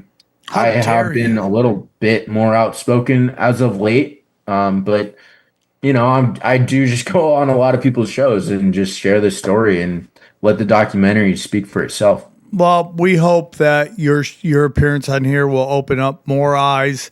I think our fans have an understanding before this of maybe what was going on, but you definitely solidified it with us. And it was a great episode, man. It was really great. So one more time, tell our listeners where they can find you. My website is justintegrity.net. And you guys can check out my documentary, Project Whistleblower. It's a double agent documentary where it's my whistleblower testimony on how I went undercover inside Pfizer and then wasn't able to tell it, and then went undercover against James O'Keefe, Project Veritas, and O'Keefe Media Group, and exposed him for Bohemian Grove. All of those details are in there, and then there's more. There's a Twitter story that was not told where there's potential pedophilia on Twitter, as well as an FDA story that was not told. There's a whole lot, and one thing I will say too is if you guys resonate with my work and want to potentially work with me down the road, I'm opening up to working with people one-on-one in regards to kind of how I see the world and mind control and everything else. And so I'm working on building more of a community myself. And I don't really have a foundation for it right now, but if you want to email me, my email is justin@justintegrity, justintegrity.net. Shoot me an email, or you can DM me on Twitter, or as my friends say, TwatterX. Justintegrity_ on Twitter. And I'm justin.leslie3 on Instagram.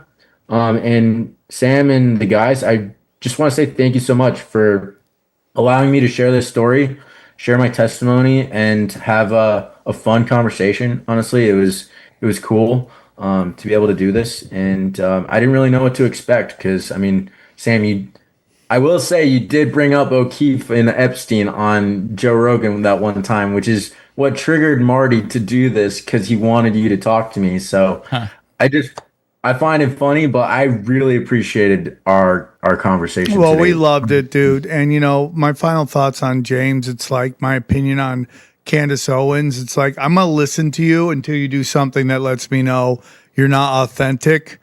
And if that day comes, and this sounds like it to me, I've already thought this about James O'Keefe. Yeah, you've said that to me for a while. Yeah, that just like too much access, not enough blowback, and these costumes are just dog shit. So it's like you're not fooling anybody, and you just think we're dumb. You're like going in there dressed like a sprocket at Davos, and everyone's just giving you the goods. Yeah. It's just stupid. Before you go, Justin, can I ask you, did having to put forward so often throughout your day when you were working there kind of a false face, and even to James, did that take anything out of you? Was there a toll personally for you? Oh, yeah. Oh, guys, my heart was broken from what happened. And I had to wear 3 masks, basically. I had my, family mask, at home Justin mask. I had my at work mask. And then there's, the real me mask, because I had to be different in front of my family. I had to be different in front of my colleagues. And then the real me was, just going insane almost. Not that I am insane. Literally. Yeah, I get it, dude. I was wearing 3 different identities, and then there's the 4th mask of when I would go out on an undercover meeting and fake being gay on a date where a guy wanted to freaking get in my pants. Guys, oh my God. There's real shit that happens. Excuse me, dude, it is crazy how guys will give up all the secrets for ass. Yeah. Dude, one of my first, I think it was my first or second date, the dude smoked me right here. He tried to get a pic. Give you a little smooch. Got a little right there. He's a soldier.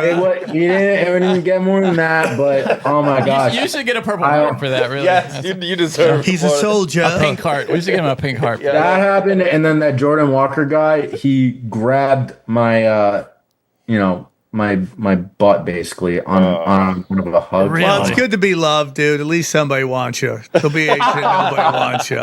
Hey, ladies, I'm single. If you're listening to this, you just open the DMs. Come on. You just open the DMs for your dog. Go get them. Smoke shows be hitting you up left and right. Go get them, ladies. Great episode. Thank you, Justin. Thank you for your service, Justin. Yeah, that was dope. Yeah, of course. Yeah, they called it taking one for the team. Oh, yeah. That's what they called it. 'Cause buddy. there were other guys too that did this at Veritas. There were other journalists that They need a full-blown weren't gay straight. at Veritas, Well, really. yeah, why 'cause can't you they just get a gay? You could get way How about more. the guy that just gave up the ass and act like he was doing it only to get the story? You're like, dude, Well- you're always getting. Yeah, what why is is this this? video from Ben? dude? Why are you always getting it every time? No one else has given up once. You've given up Well, 9 times. You keep coming back with a secret video from Yeah. Ben. Time. Like, why are you? Why is your There was angle one. weird I'll say from? this. There was one guy who was bisexual who would do the gay dates, and he like enjoyed it because it's I bet he Free meal, dude. Yeah. Free meal. Rich dude. maybe Yeah. more than free meal. All right, great episodes. Let's break it down. All right, guys, what did you guys think? Justin. Some balls on that guy. Big time, dude. Yeah. That was a crazy episode. That O'Keefe stuff. I mean that was juicy. That was good. Yeah. Yeah. I mean, like, you know, you do this long enough, you get a feel for people. You get a feel for when something doesn't seem natural. Like the Nick Shirley rise. It's like suddenly this guy's everywhere. He's in front of the Senate. He's testifying. And you're like, so this guy who goes from a YouTuber or streamer suddenly gets the biggest story of all time. And now he's everywhere on every show. And even though I agree with what he's saying on there, but it's the rise that matters. Like, you know, I like Candace Owens. I know I might not be the majority, even though a lot of people watch her. There's a lot of people who think there's something nefarious going on. But I like a lot of the things she's saying. But the minute she fakes the funk on a nasty dunk, like, I'm out. What's the argument against her? What's the evidence? They say like it's this thing that happens with conspiracy theorists where if they get one little thing wrong, it means it's all wrong. It's not the Sandy Schmuck. No. It's never, which is such a weird thing. Like, she did stories on Sandy Hook. I'm like, did you say your grandpa worked there? Yeah, but that's not what spotlight. But for me, it's more of her reach. Like, if you're really like, so this thing went around. She's hot. That helps. That helps a lot. I mean, dude, if you're good looking, you crush on the internet. Yes. That's why I have to be so fucking interesting. And she kept it together after pregnancy too, you know? Like, Well, it's kind of like when Gloria Stefan got in a bus wreck and they're like, she's working her ass. She also has 10 trainers helping her do it. I'm pretty sure Candace has everything you could possibly have to help a mom bounce back and look great. Yeah, I love it. Like, they're like, Men's Health is like, get Hugh Jackman ripped, you know? Follow Hugh Jackman's 10 plan days. for the Wolverine. Get Hugh Jackman ripped in 10 days. Yeah, it's like, okay, do I have $100,000 to spend on personal trainers, you know, and rent out my own gym? Get as jacked as a closeted gay man. But back to this, it's like, I mean, if you do certain things, you're going to. There was even people who were like, hey, dude, you know, you being on Alex Jones hurt your reputation. I go, why would it hurt my reputation? Except for people who just hate their lives and just looking for a reason to hate people. Like, I've known Alex Jones for over a decade. You know, it's like, or I'd say 9 years. I'd known him since he came on Tinfoil Hat. And we've been cool ever since. And, you know, I mean, like, he's the biggest show in this genre. Easy. And he can believe something different than what you believe and not be Satan incarnate. And even when I don't agree with Alex Jones, that doesn't mean I don't like him. Right, that's what I'm just saying. Yeah, it's like there's so much of that. Like, you don't believe the exact right list of beliefs that I've approved in my heart, so you're an asshole. Imagine if someone go, hey, dude, if I'm doing Joe Rogan and halfway through Joe's like, can you just take this over and just talk by yourself for 1 hour? That'd be nice. Wouldn't that be crazy? Oh, dude, you're compromised. What? Yeah. What do you go do? What? I know you probably don't know, but what do you think Alex want to go do? He had laryngitis. Oh, okay. So he basically brought me on because he couldn't talk. He's like, this guy doesn't shut up. I guess. Okay. Let him go. That's so funny. What do you think? Like, that's what people say about a guy we all like, Ian Carroll. You know, that he just popped, like, and that was suspicious to them. What's your response to that? Because I mean, I think we both like that guy, right? Like, I mean, like, again, like, you can go, okay, that bracelet thing is weird. That was weird. Yeah. That was the time said 233, right? Yeah. That's weird. But overall, the things that he's saying is correct. Again, when he comes out with something that's so left field, okay, take this, Nick Fuentes, right? Now, unless Nick Fuentes is so deep and is such a trickster, he literally put out a shirt that looks like Epstein's shirt. Have you seen this? No. See if you can look up what is his name? Look up Nick Fuentes merch. And then, okay, go to Nick Fuentes merch store. Okay. I see his bed. It's got that strap. Go up. Nope, that's not. Keep going down. Frog. Keep going down. It's a new thing he showed. Let's see if he shows it. I'm not logged into Twitter. That's the place to search for. Are you on Twitter? Actually, you can search there. That would be the place to look for. No, put in Nick Fuentes Epstein merch. Yeah, but probably on Twitter because definitely somebody tweeted about that. I got it. Oh, I logged in. God damn it. While you're doing that, why don't you go to samtripoli.com while you're looking that up? Yeah, I'll look it up actually. Comedy Chaos on the 10th. Perryville, Maryland with Eddie Bravo, Tinfoil Hat, and Pottstown, PA Soul Joels. My improv troupe is in Vegas. It is not stand-up. It's improv. It's a free show. I don't do free shows, but because I get to see my friends, I'm going to go out there. Didn't it do improv? I'm going to do him. Dude, I've just never seen you do it. I know you talk about doing it. I know you have to you and Tom. Yeah, with Tom. Yeah, with the girl. I mean, dude, what we do is improv. Yeah, none of it's scripted. Yeah, that's true. It's just like try not to go for the funny. That's the biggest part of improv and why it's such a slower pace than stand-up. They always try to do improv stand-up shows, and it's two different energies. Bakersfield, Yuma, back to Comedy Chaos in Hollywood. Batavia,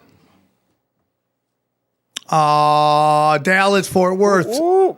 Dallas and Fort Worth. Albuquerque's just Sam Tripoli. I got to change that. Lawrence, Kansas, Tulsa. More dates come. I just got a date in Toronto at a very small theater, so I'm going to be working on all that. So, yeah. Did you find that merch or no? Yes. Yeah, it's like a quarter zip. Like Yeah. Do you want to do it now or when we're done with this?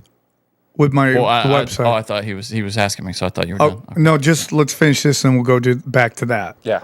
Okay, so you go to samtripoli.com. All my videos are there. My premium content with my own thumbnails, looking good, making my own thumbnail. Look, I actually got his face in there. That takes a lot of work, but yeah, that's that. Go back.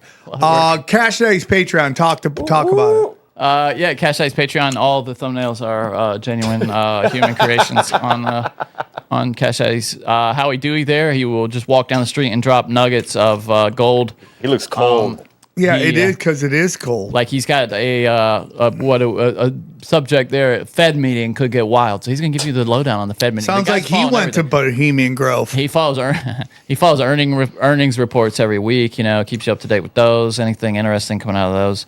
Yeah, and it's a good way to way to get into the investment game. Get your money working for you. Go back, even if you don't have. Like, you're not ready to start putting away for retirement. It's just a good way to learn, too. Go go past that. T-shirts. Go check out T-shirts. Oh, is your new T-shirt flying? Is that going to be at your show? I haven't asked, but there it is. I get my news from Sam Tripoli on the back, and the front says, Tinfoil Hat, the most trusted news, the name in news. So that's my baby. I love that shirt. It's very funny. I got to get Jeff Dye one. Again, we got gold and silver, Pat Militich's minerals, and he's got great parasite stuff. If you're trying to fight parasites, AquaCure Hydrogen Brown Gas. Hydrogen helps keep you young. Harley Ray, one of the best candles and crystal shops. Chemical Free Body, took it today. Love it. Subsequently, I take it. Tim James, he's got the magic elixir.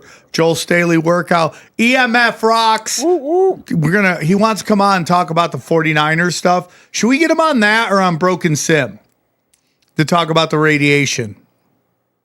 But the 49ers is radiation on here or Punch Drunk or BS? You can put him on Which one do you want? What do you think? I think we should do maybe. It's not very funny though, right? It's not very funny. Well, I mean, it could be funny, dude. I can make anything funny. Prometheus, But, I mean, and it's then kinda Brain serious. Supreme on or off. Off this week. I'm Oh, off. he's Not gonna lie, off. I'm Look, off. it's taking effect. No, you can tell. What? Anything for you? Go check out my podcast. XG Marks the Spot, where we raffle off things that Sam signs. Oh, okay, I'm signing them. Look Look at that. So you can go over there. XG Marks the Spot. We're like this. raffling off canvases signed by Sam and artwork by You're Chili like Millie. Shohei's assistant, just getting him to sign all the shit so he can sell it to people. So if you want this, go get it over there at XG Marks the Spot, please. Johnny, talk about top 100 comedy podcast. New Broken Salmon's out wherever you are hearing podcasts right now. Wherever you're listening to this podcast, you can also find Broken Sim. Give us a 5-star review. If you do that, we will read it on the show. We read every 5-star review on the show. All right. Back to the show. Johnny, okay, did you so find here- that? Yeah, I got it right here. I'll share it with you guys. Wait, okay, you're not in the Zoom, are you? Oh, no. Can you... shit. Want to airdrop it? Yeah, let me text or airdrop it. Yeah. Share. Airdrop. Feel free to. And he's talk, really talk, and he's really selling this. Like, I don't have Wi-Fi. He showed it on his show. Now, he could be King Troll. and he's definitely his top control. You know. What? Oh, you think Fuentes is? Yeah, I could see him doing it to be funny, right? Because he is. I mean, he is King Troll, 100%. But I would like to hear it out of his mouth that that's what he was doing. I just sent you the link in your email. Actually, Okay. that's because I'm only on hardwired, so it's not gonna work. Would you buy yeah, it? it says- Anybody wearing that merch? No.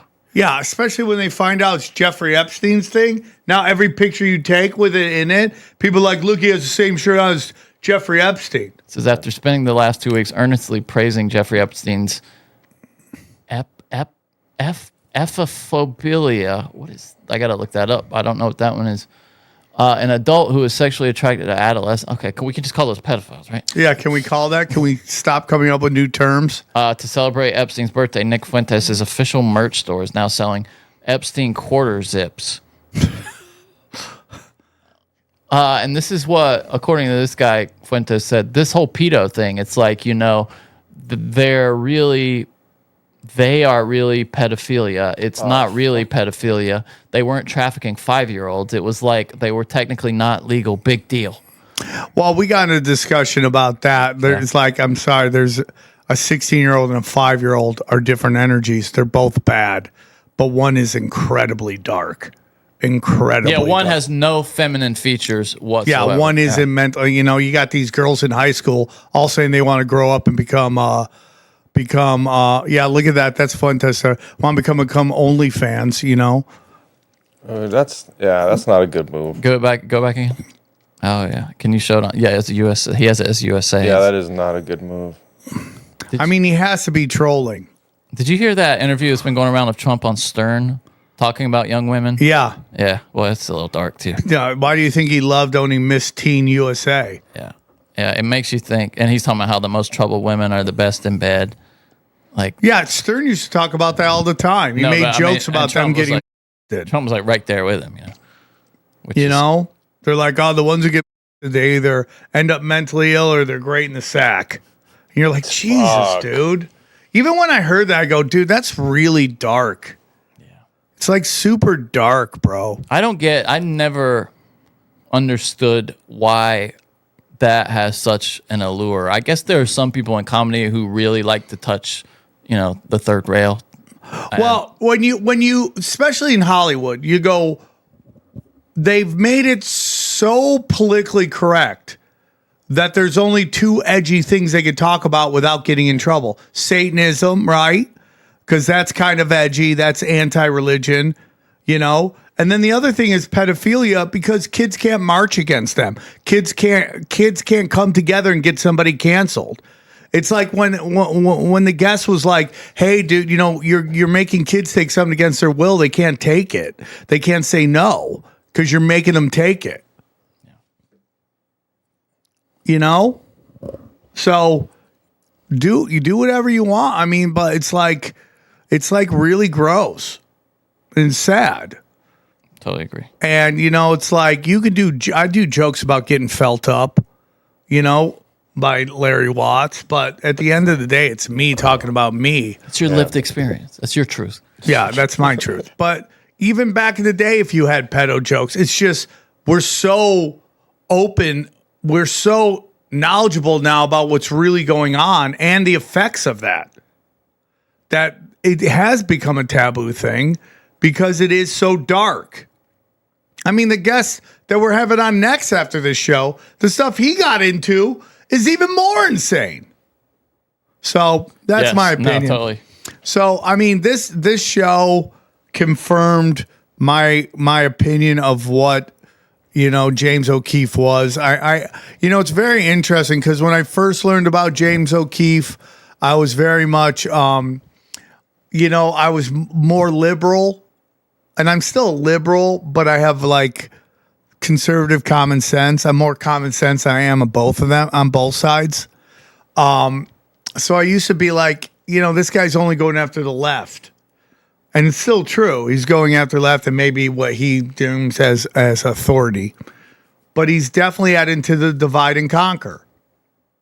And you never see him do shows on the right. But he was getting so much access and nothing was happening to him. And we're just supposed to believe that his hidden cameras are so hidden that nobody knows it. I mean, he couldn't see the ones they pulled guy on was him. using hidden cameras. Yeah, he couldn't see the ones our friends. Oh, pulled yeah, on that's him. true. Yeah. Good point. Or how about that Pam Bondi video he got of her at lunch, perfectly shot of her talking about how there's tens of thousands of images and videos. And then next day she's like, there's nothing there. Nothing exists. It's like, you got to look at everything through a demoralization lens. How are they trying to demoralize you? That's how it goes. All right. Enjoy these highlights. Here's a clip from the latest Broken Sim. So that's the now the whole story behind this, Johnny, is that this guy is the preacher here. But there were folks who will say, I have to take care of my flock. okay, but listen, we live there's a constitution in the First Amendment to freedom of speech and freedom to assemble and protest. We're here to worship. We're here to worship Jesus because that's the hope of these cities. That's the hope of the world is Jesus Christ. I want to be very respectful. Please don't push me, though. We're here to worship as he leans in. What an asshole. That's what we're about. Don't you think Jesus would be understanding we're about and love these folks? We're about spreading the love of Jesus. But did you try to talk to them as a no Christian? one is willing to talk. Okay. I have to take care of my church and my family, so I asked that you actually. So the whole could thing also is that lead. they think he leads. He's one of the leaders of ICE in Minneapolis. So they entered. They correlated his name with somebody at ICE. Found out he's a priest or a pastor at this church, and they waited till the sermon happened, and then so these idiots gave interviews before, and they're like, "We're here to disrupt." Okay, we're disrupting this thing, and then afterwards they're on CNN and we're like, "We were there praying with them. We were in the sermon with them praying." And even the woman on CNN is like, we're not stupid, right? And she had to be like, we don't know what your motives are. We can only take what you're telling us. And what you're telling us is that you were there in prayer. And it's so obvious that most people go to jail because they're dumb enough to admit the stupid shit. And they're all going to go to jail. Have you seen the funny meme? It was Vince McMahon. Have you seen this thing? Yeah. Where it's like I didn't know what it was about. The three faces of Vince McMahon. The first one is arresting a black man using a KKK law on Martin Luther King's birthday. You know what I'm saying? Yeah. Okay. I do know what you're saying, Sam. So speaking of ICE, I thought this was funny. FEMA can't say watch out for ICE on the storm warnings because they're worried about putting the immigrants in a tizzy. So they have to put like winter weather conditions, use caution. Isn't that funny? That's their warning. Well, they can't. The FEMA is like they can't put up there like so beware. FEMA ICE. is against ICE too. No, do you understand? There's a big winter storm about to hit the south. I know and that. there's going to be a ton of ice, but the things can't say ice because everybody I understand it. All Johnny. the immigrants are going to think that is hilarious. It's a pun. It's not a pun. It's just confusion about the word. They're worried that all these people who half of them, barely speak English anyway are going to get freaked out and head for the hills when it's really they just need to not be on the roads right now. By the way, there's a massive ice storm that's about to rip through the South. The So if you're South there- into Texas. yeah, from Texas all the way to My mom's dealing with it. Virginia and north of there. Yeah, They're going to retire Derrick Rose's number, and they might have to move the event because they don't think anyone will come to the game because it's so bad. because he was so bad. No, because he had like the two snow's good so bad. seasons. This guy. It is a little weird that you're retiring his number, but he was Rookie of the Year and MVP when he was a Bull. Dude, well, he was as quick as anybody you ever saw. That first step on that guy. Yeah, they asked Vinny Del Negro, or as I like to call him, Vinny the Black Guy. Okay, right. That's. Yeah, I thought we were going somewhere else with that. Okay, they asked him if you had to say who is the quickest and fastest out of Westbrook, Rose, and John Morant, who would you go? And he goes, they have different games, but he's totally right. I mean, he said Rose. Well, he goes, if you had to give one of those guys the ball, you're going to give it to Derrick Rose. He used to coach him. Yeah, and they're know. You brought up our friends, the dwarves, Sam. Thank you, XG, for sending me this. You guys were talking about this the other day. Somebody had a brilliant idea. Now, I don't know this YouTuber, but he's a genius, obviously. He got together some little fellas and some big bitches. And these chicks are so hot. I love big chicks. Had a fitness competition. Amazons are so hot. Giants. Johnny, how many of these would you bang? Are the world's strongest dwarves. How many of these and would they'll be you competing bang? in strength competitions, all to find out who is stronger. You're going down. Yeah. No, you're going down. Okay. Easy. Dude, that chick will give you a D1 585 athlete. pounds on the bar. That's a huge bitch. Am I clear? Yep. Good job, Zoe. Good job.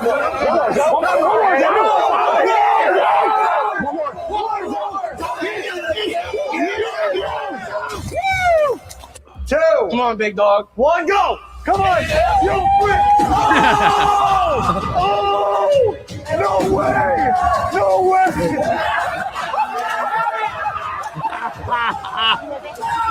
Dude, if this black guy did comedy, he would crush. He's up there dropping N-bombs on people, talking about white bitches. He would crush. Now, he would crush.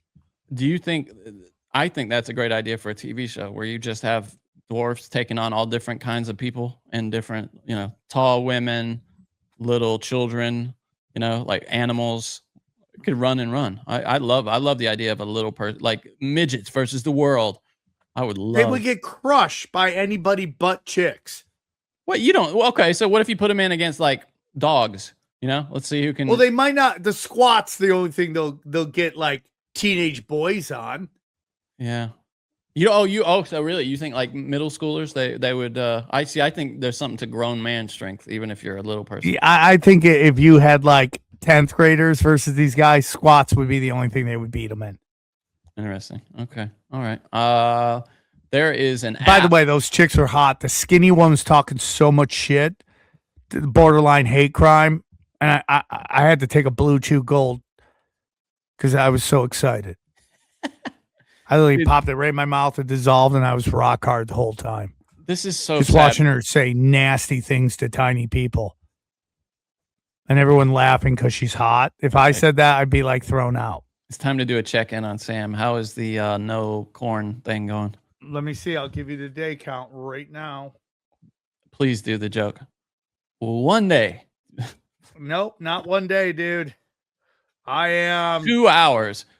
Nope, and I'm fighting for my life right now.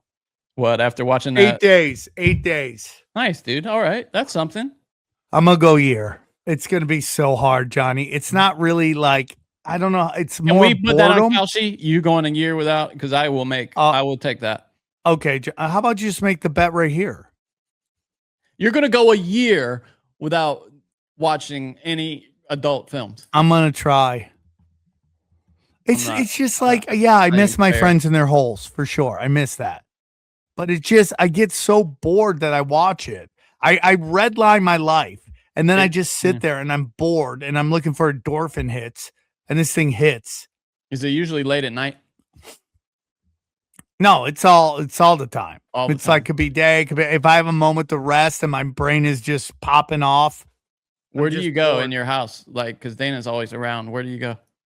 I go right where you wherever are right Dana now? isn't at that moment. She's on the porch. I'm like, Is it in just this room on you're in right now? Reddit, there's so much filth. Are you in the wank room right now?